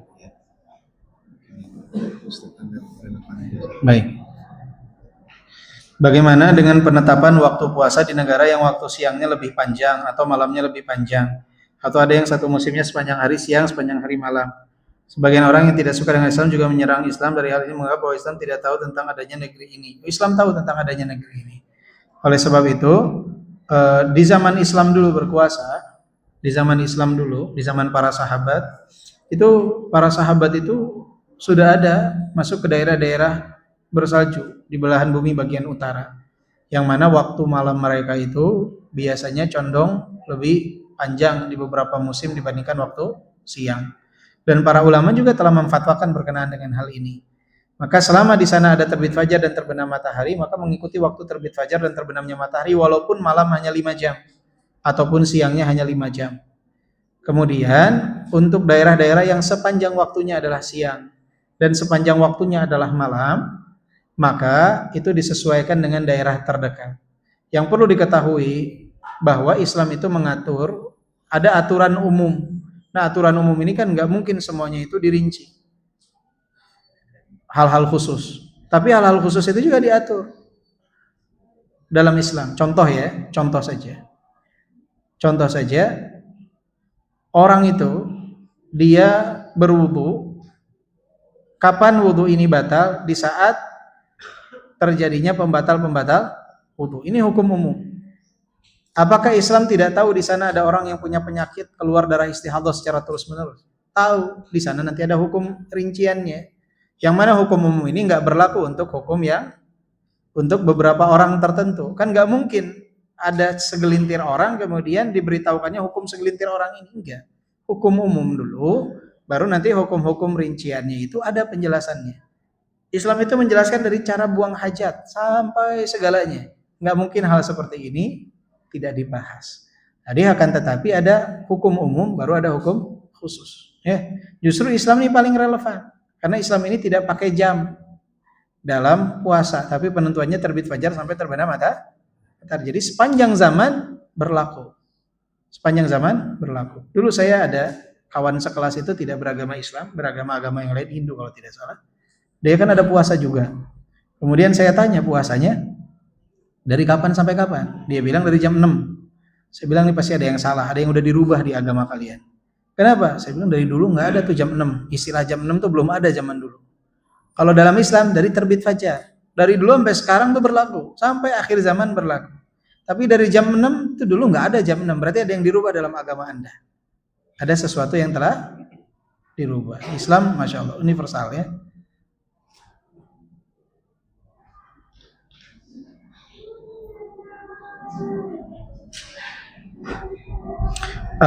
Yang tadi disampaikan, jika wanita hamil menyusui, utamakan pertama membayar fidyah.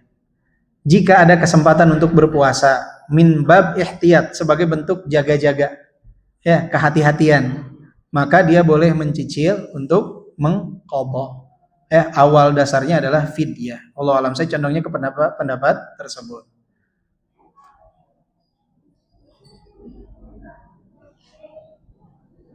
Jika sehari-hari kegiatan dan tinggal di Jogja, sedangkan rumah tinggal itu di Bogor. Jika secara rutin pulang ke Bogor setiap bulan 3 hari, apakah selama 3 hari itu berlaku hukum safar walaupun pulang ke rumah sendiri, sehingga bisa sholat qashar dan tidak puasa? Ini di rumah ini kediaman atau sekedar mampir saja? Jika dia punya 2 rumah, beda hukumnya antara punya 2 rumah dengan punya tempat singgah. Tempat singgah rumah sendiri tapi dia tidak tinggal di sana. Ada orang yang dia tinggal di 2 tempat. Ada orang yang dia punya tempat di lokasi tersebut. Beda antara punya tempat dan tinggal di 2 tempat.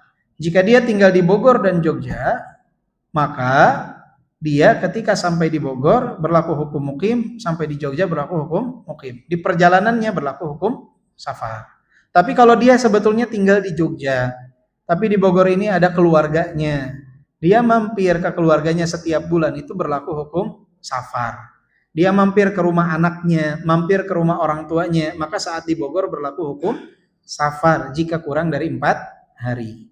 Jika kurang dari 4 hari. Maka bedakan dulu antara punya sebatas rumah dan tinggal di 2 tempat. Ada orang yang tinggalnya di 2 tempat. Misalkan ada laki-laki yang dia rumahnya di Bogor. Dia kerjanya di Bandung. Dia punya 2 tempat. Di Bandung rumah dia tinggal di sana. Di Bogor juga dia tinggal. Tidak sebatas singgah. Tinggal memang di Bogor, tinggal juga di Bandung. Kadang di Bandung sekian hari, Bogor sekian hari. Atau ada laki-laki yang rumah istri pertamanya di Bogor. Rumah istri keduanya di Bandung. Itu rumah, tempat tinggal dia dua-duanya. Maka ini tidak berlaku hukum safar saat dia berada di salah satu dari keduanya. Tapi dia rumahnya di Bogor, di Bandung ada rumah orang tuanya. Tiap bulan dia mampir ke orang tuanya 2 hari. Orang tuanya tinggal di sana, rumahnya punya dia. Uang dia tuh rumah dibelikan untuk orang tuanya. Maka selama dia ke Bandung itu tidak masih berlaku hukum safar jika kurang dari 4 hari. Karena tidak jadi tempat tinggal dia. Tolong dijelaskan masalah bau mulut orang puasa terkait dalam bersosialisasi atau sholat berjamaah. Nah ini ya, ini juga penting kepekaan. Antum sedang berpuasa, ada aroma, betul aromanya ini lebih wangi daripada minyak kasturi. Tetapi ini berkaitan dengan pahala. Tapi kalau sedang komunikasi dengan orang, tolong dijaga. Jangan depan mukanya antum berbicara, sehingga mengganggu dia. Ya, jadi usahakan untuk dapat menjaga jarak saat berbicara ketika sedang berpuasa. Apakah dalam umroh termasuk safar dan apakah harus puasa atau tidak? Tergantung. Biasanya dalam umroh itu keberangkatan itu kan ada rutenya seperti ke Madinah dan Mekah. Madinah itu biasanya condong hanya 3 hari, di bawah 4 hari. Maka selama di Madinah berlaku hukum safar, mau puasa mangga.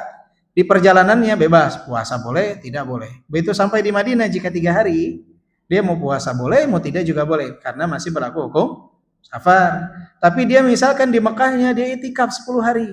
Maka begitu sampai Mekah, dia sudah tahu di sana akan tinggal 10 hari, safar tidak? Tidak. Perjalanan Madinah Mekah safar, tapi sudah sampai di Mekah tidak berlaku hukum safar bagi dia. Nanti berlaku lagi hukum safar saat kapan? Saat meninggalkan Mekah menuju Indonesia. Tapi selama di Mekahnya lebih dari 4 hari, dia tidak berlaku hukum safar, sehingga dia tidak boleh mengqashar dan tidak boleh untuk tidak berpuasa. Tapi ketika di Madinah jika kurang dari 4 hari boleh dia kalau tidak berpuasa. Di perjalanan juga berlaku hukum safar. Terkait syarat wajib berakal, bagaimana hukumnya penderita skizofrenia yang menjalani pengobatan dengan minum pil-pil tertentu saja halusinasi bisa dikendalikan? Wallahu a'lam. Ini akalnya tidak penuh. Kecemasan itu. Wallahu a'lam. Ya, intinya jika tidak masuk kategori berakal penuh, ya dia tidak wajib untuk berpuasa. Penyakit ini kategori mana? Wallahu a'lam. Tanyakan kepada dokternya apakah ini masuk kategori hilangnya akal atau sebatas kecemasan saja. Kalau cemas kan berarti akalnya penuh, hanya cemas. Maka itu harus dipastikan kepada pihak terkait yang lebih paham. Orang pikun apakah harus bayar fidyah ketika tidak puasa Ramadan? Ya, orang pikun ini berarti hilang apa? Hilang akal. Hilang akal itu dia mukallaf tidak? Orang hilang akal itu wajib puasa enggak? Tidak. Berarti dia tidak wajib membayar fidyah. Tidak wajib membayar fidyah. Sama kayak anak-anak nggak puasa. Anak-anak wajib bayar fidyah nggak? Kenapa? Karena dia tidak wajib berpuasa. Makanya yang tua itu tadi kita bagi klasifikasi. Dia pikun atau karena tua. Sakit menua atau karena pikunnya. Kalau pikun tidak wajib fidyah. Tapi kalau menua, dia tidak sanggup berpuasa karena fisiknya nggak kuat, baru di sana dia harus bayar fidyah.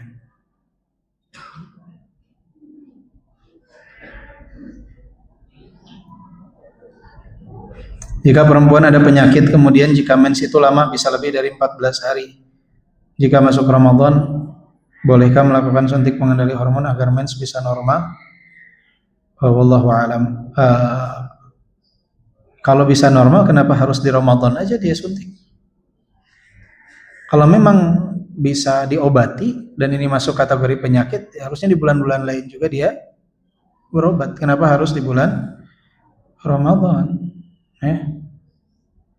Kalau memang bisa menormalkan hormon, ini nggak tahu bisa menormalkan atau menghentikan mens.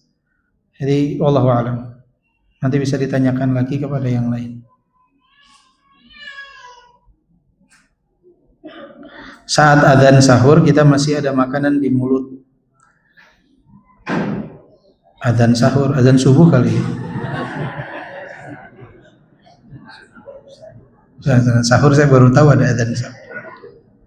Kita masih ada makanan di mulut, lebih baik dibuang atau ditelan. Wallahu a'lam. Ada yang memfatwakan jika di mulut itu masih boleh ditelan ya. Akan tetapi ini tanda ketidakhati-hatian sebetulnya kalau pas adzan kita masih apa? Masih makan ya. Karena biasanya juga yang perlu diperhatikan adalah saat adzan itu harus dicek juga waktunya sesuai apa tidak. Jadi ada yang adzan lebih dulu. Kalau adzannya lebih dulu ya tetap makan, tidak masalah. Adzannya lebih cepat dari waktu yang seharusnya, masih boleh untuk makan. Sebagian orang berpendapat selama adzan masih boleh makan, nggak boleh. Ya, di Indonesia banyak orang mengatakan selama adzan masih boleh makan, nggak boleh. Sudah masuk waktu nggak boleh makan. Hanya beda pandangan itu kalau sudah ada di dalam mulut, apakah ditelan atau dikeluarkan lagi. Apakah ditelan atau dikeluarkan lagi. Tapi kalau sudah adzan itu sudah tidak boleh makan.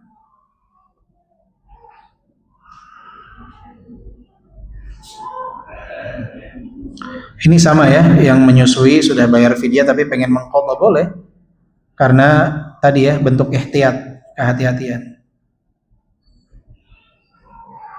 Saya sudah dijadwalkan perawatan saluran akar gigi untuk penambalan saat Ramadan. Apakah membatalkan puasa? Jika tidak ada yang tertelan, maka tidak membatalkan puasa. Tapi afdalnya minta waktu di waktu malam untuk kehati-hatian.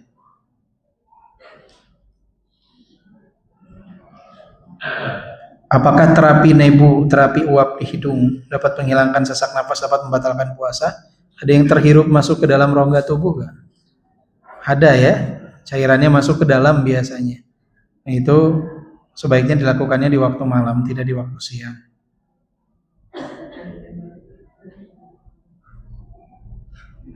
Ana ada sakit beberapa jenis autoimun, saat puasa sering lemas dan nyeri tubuh, tapi Ana tetap lanjut puasa. Apakah puasa Ana sah? Tadi, sehat itu syarat wajib atau syarat sah? Sehat syarat wajib atau syarat sah? Syarat wajib. Artinya kalau sehat wajib puasa. Tapi dia bukan syarat sah. Artinya kalau sakit, sah gak puasanya? Sah, puasanya tetap sah.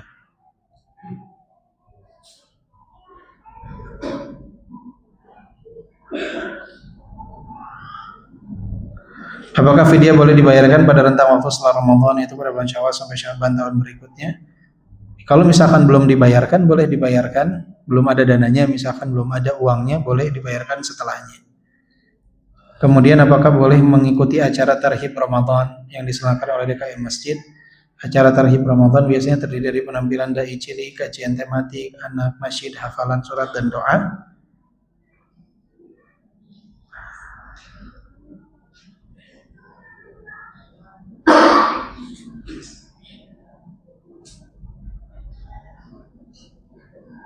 Kalau sebatas acara kegiatan tersebut untuk persiapan Ramadan, seperti inilah.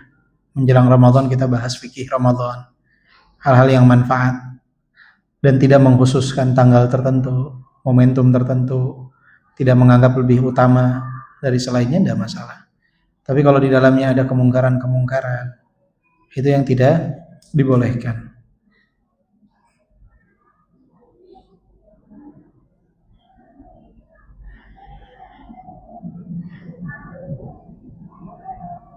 Pada bulan Ramadan tahun lalu, total harta saya telah mencapai nisab zakat, yaitu 85 gram emas.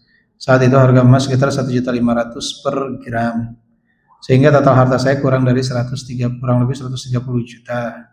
Memasuki Ramadan tahun ini, jumlah harta saya secara benar tidak bertambah dan tetap sama seperti tahun lalu. Namun harga emas saat ini naik menjadi sekitar 3 juta per gram. Sehingga nilai nisab emas itu ikut meningkat. Apakah dalam kondisi seperti ini saya tetap wajib membayar zakat mal atau tidak wajib, karena jika itu dengan harga emas terbaru harta saya sudah tidak lagi mencapai nisab? Baik. Yang pertama, Bapak Ibu perlu diketahui bahwa nisab harta itu kan ada dua, ada emas, ada perak. Kalau emas berapa gram? 85 gram emas. Kalau perak berapa? 595 gram perak. 85 gram emas kalau harta sekarang itu kan kisaran, kalau hitung 3 juta saja 255 juta. Sedangkan perak 1 gramnya berapa? 15.000, 20.000. Kalau 20.000 nggak nyampe 10 jutaan. Kalau 15.000 nggak nyampe 10 juta nisab perak. Nah, sekarang kalau uang itu hitungnya ikut nisab perak atau ikut nisab emas. Nah, para ulama silang pendapat tentang itu. Jadi ada yang mengatakan nggak ada yang mengatakan ikut nisab perak atau nisab emas. Mereka mengatakan ikut mana yang lebih mahal atau mana yang lebih murah. Sekarang 85 gram emas lebih mahal dari 595 gram perak. 10 tahun ke depan bisa jadi 595 gram perak lebih mahal daripada 85 gram emas. Jadi pertanyaan yang sering muncul, ikut yang mahal apa ikut yang murah? Ikut yang mahal atau ikut yang murah? Ada yang mengatakan ikut yang murah. Kenapa? Karena lebih maslahat untuk kaum muslimin. Ada yang mengatakan ikut yang mahal. Karena apa? Karena hukum asal harta kaum muslimin itu haram untuk diambil, kecuali telah memenuhi syaratnya. Maka diambillah yang paling mahal. Ada yang ambil pertengahan. Yang pertengahan itu mengatakan apa? Untuk yang mengeluarkan zakat sebaiknya lihat yang termurah dijadikan sebagai nisab. Untuk penarik zakat dari Baitul Mal itu lebih baik melihat yang tertinggi. Melihat yang tertinggi. Untuk kehati-hatian agar tidak mengambil harta kaum muslimin tanpa hak. Yang punya hartanya lebih baik sebagai bentuk kehati-hatian ambil nisab yang termurah. Sebagai bentuk kehati-hatian dia mengeluarkan zakat. Beda ya sudut pandangnya nih. Yang punya harta itu lebih hati-hati dia ambil yang termurah agar sudah sampai nisab dan keluar hartanya lebih maslahat bagi kaum muslimin. Penarik zakat lebih baik melihat yang apa? Yang lebih mahal agar tidak sembarangan mengambil harta kaum muslimin. Dan yang mengatakan ikut yang termahal dengan dalih adalah bahwa zakat ini diambil dari yang kaya, dibagikan kepada yang miskin. Sedangkan untuk saat ini orang punya 595 gram perak atau setara dengannya itu tidak disebut sebagai orang kaya, tidak disebut sebagai orang kaya. Jadi ada dua khilaf. Kalau untuk pemilik harta, saran saya lebih baik ambil nisab perak. Lebih baik ambil nisab perak untuk saat ini ya, 595 gram perak. Maka orang punya harta, kan sekarang nih, coba. Orang punya uang 200 juta termasuk kaya gak? Tabungan 200 juta, kaya gak? Kaya ya. Tapi udah masuk belum 85 gram emas? Belum. Kira-kira harus ngeluarin zakat gak? Enggak. Jadi kalau ikut perak dia harus sudah mengeluarkan apa? Zakat. Keluarkan zakat 2,5%-nya. Jadi kalau saya lebih condong kepada pendapat ambil yang termurah. Pertama lebih maslahat bagi kaum muslimin. Yang kedua sebagai pemilik harta kita akan lebih hati-hati menjaga. Ya, kan 2,5% yang diminta 1/40, 39-nya buat kita kok. Dan 1/40 juga setahun sekali, bukan tiap hari. Dari 365 hari, kalau tahun Hijriah 355 hari, itu hartanya 354 hari milik kita semua tuh. Bebas kita gunakan. Satu hari per tahun diminta 1/40. Masih nggak mau ngeluarin juga mah kebangetan. Emang ini ya? 1/40 diminta setahun sekali. Bukan tiap hari. Bukan tiap hari antum ngeluarin, antum punya uang 100 juta, keluarin 2,5%. Sisa 97,5 besoknya, ambil, sisakan 2,5%. Enggak seperti itu.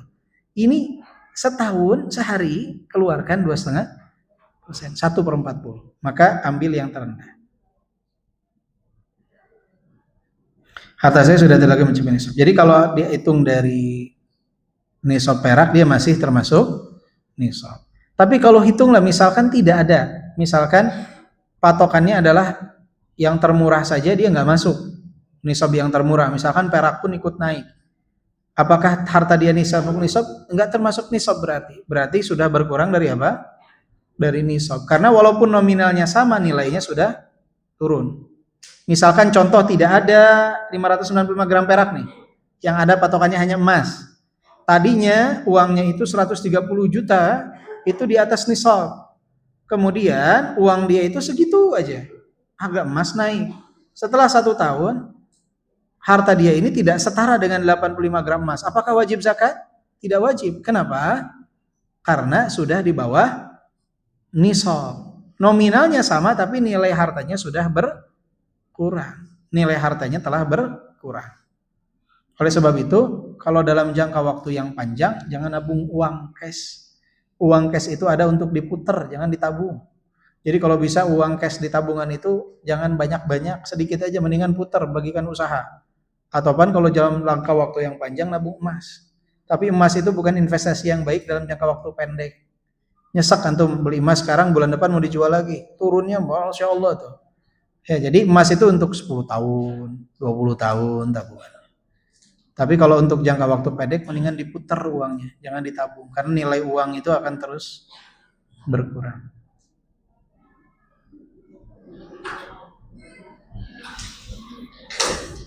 Apakah boleh membayar fidyah ke lembaga yatim piatu dengan memberikan buka puasa anak yatimnya dan pengurus yayasan tersebut? Tergantung, anak yatimnya itu termasuk kategori fakir miskin tidak? Karena ada yatim yang kaya. Ada gak anak yatim kaya? Ada. Ada gak pengurus yayasan kaya? Banyak. Jadi tergantung. Ya, intinya harus disalurkan kepada yang fakir miskin. Yatim saja itu tidak menjadi kategori fakir miskin, apalagi pengurusnya. Ya. Tidak ada batasannya, semampunya kapan membayar.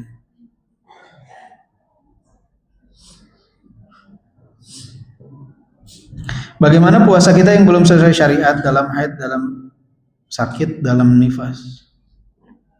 Setelah mengetahui ilmunya, apa wajib kita melakukan di saat dengan niat memperbaiki? Wallahu a'lam. Kurang paham pertanyaannya. Bagaimana niat sholat sunnah? Apakah boleh niat dilakukan saat sholat sunnah? Karena kadang saya lupa niat sholat sunnah fajar di awal. Maksudnya sedang sholat baru niat sholat apa gitu? Iya, niat sebelumnya. Jangan ketika sedang sholat berubah niat sedang sholat masih boleh. Jika derajat sholatnya di bawah. Misalkan antum tadinya niat sholat tahiyatul masjid. Ternyata antum ingat antum sudah tahiyatul masjid. Antum berubah niatnya menjadi sholat niat wudu, niat sholat wudu, sholat sunnah wudu. Itu dibolehkan. Perubahan niat kepada yang derajatnya di bawahnya dalam sholat sunnah itu dibolehkan.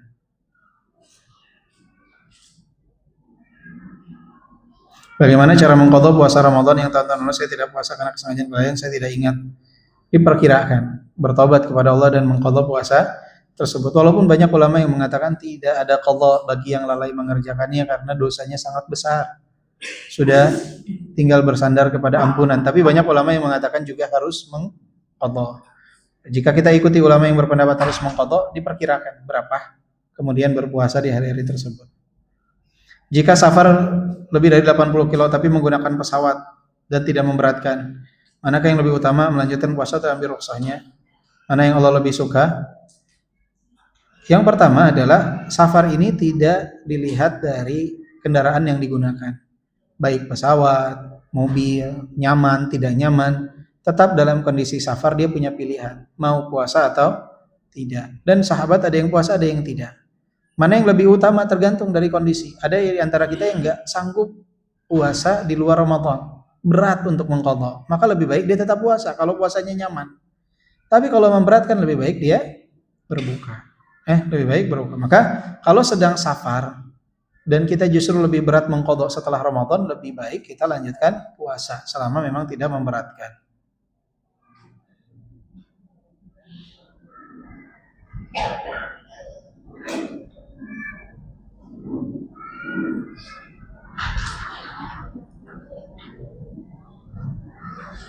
Jika puasa dikarenakan keliru, jika berbuka puasa dikarenakan keliru melihat jam atau waktu berbuka, apakah harus mengganti puasa atau tidak? Tadi pembatal itu jika apa?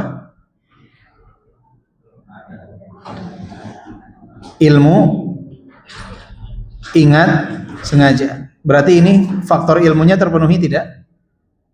Tidak, dia nggak tahu, lupa untuk menyeting dengan waktu sholat setempat. Dia berbuka tanpa pengetahuan.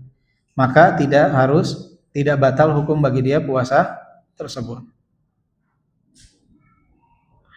Larangan makan dan minum saat terdengar adzan, apakah adzan pertama atau adzan kedua? Adzan kedua, adzan fajar shadiq, bukan fajar kadzib, adzan yang kedua. Kalau ada saudara muslim kita makan dan yakin kalau dia lupa, apakah wajib mengingatkan? Ya harus mengingatkan. Atau selesai dulu karena menghindari orang itu tersedak. Enggak, insya Allah ya.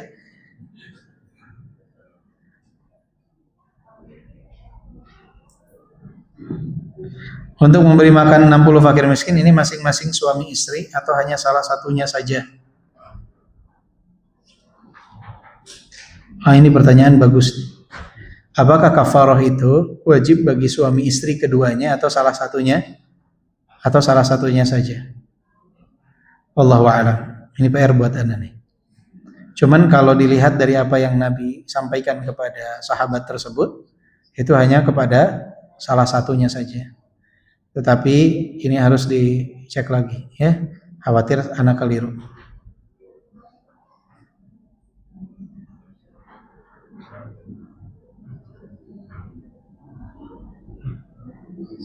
Kalau mengambil darah untuk sampel insya Allah nggak masalah. Sampel lab itu insya Allah tidak masalah karena tidak dalam jumlah yang banyak.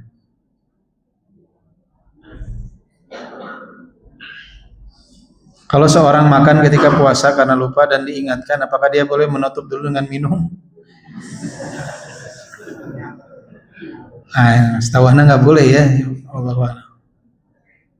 Tanggal 16 Februari apakah masih boleh puasa sunnah Senin jika ini pertanyaan juga. Ini Anda jawab dulu yang pertanyaan 28 ya. Apakah Lailatul Qadar hanya bisa diberikan kepada orang itikaf saja? Karena tidak itikaf apakah bisa mendapat Lailatul Qadar? Bisa. Lailatul Qadar itu tidak hanya khusus untuk yang itikaf. Tetapi semakin kita dekat dengan Allah Subhanahu wa taala beritikaf, beribadah, tentunya kemungkinan untuk dapat itu lebih besar. Tapi tidak hanya untuk yang melakukan itikaf saja Lailatul Qadar itu ya. Banyak orang-orang yang ibadahnya lebih giat, tapi karena faktor kewajiban yang harus dia tunaikan dia tidak bisa beritikaf penuh. Allah Maha Adil atas hal tersebut. Berkenaan dengan puasa menjelang Ramadan. Ini bolehkah tanggal 16 Februari? Artinya H-1 atau H-2 menjelang Ramadan. Bolehkah seseorang tetap berpuasa? Yang pertama, jika puasanya itu adalah puasa qadha, maka masih boleh bagi dia untuk berpuasa. Walaupun sampai H-1 tidak masalah. Kemudian yang dilarang itu jika dia berpuasa karena kehati-hatian, keraguan-raguan, takut masih sudah masuk puasa, makanya dia puasa. Itu yang diharamkan, nggak boleh. Karena agama ini dibangun di atas keyakinan. Jadi kita nggak boleh misalkan Ramadan tanggal 18 atau Ramadan diputuskan pemerintah tanggal 19, saya 18-nya mau puasa juga. Kenapa? Hati-hati. Takutnya udah masuk, nggak boleh. Puasa itu dibangun di atas keyakinan. Jadi kalau karena khawatir dan ragu, maka tidak boleh berpuasa, diharamkan. Kalau mengqadha, boleh. Lantas bagaimana kalau puasa sunnah? Bertepatan dengan hari Senin. Kalau dia termasuk kategori orang yang terbiasa berpuasa, dan puasanya itu karena puasa sunnah, nggak masalah. Walaupun puasa hari Senin dan hari Rabu atau Kamisnya sudah Ramadan.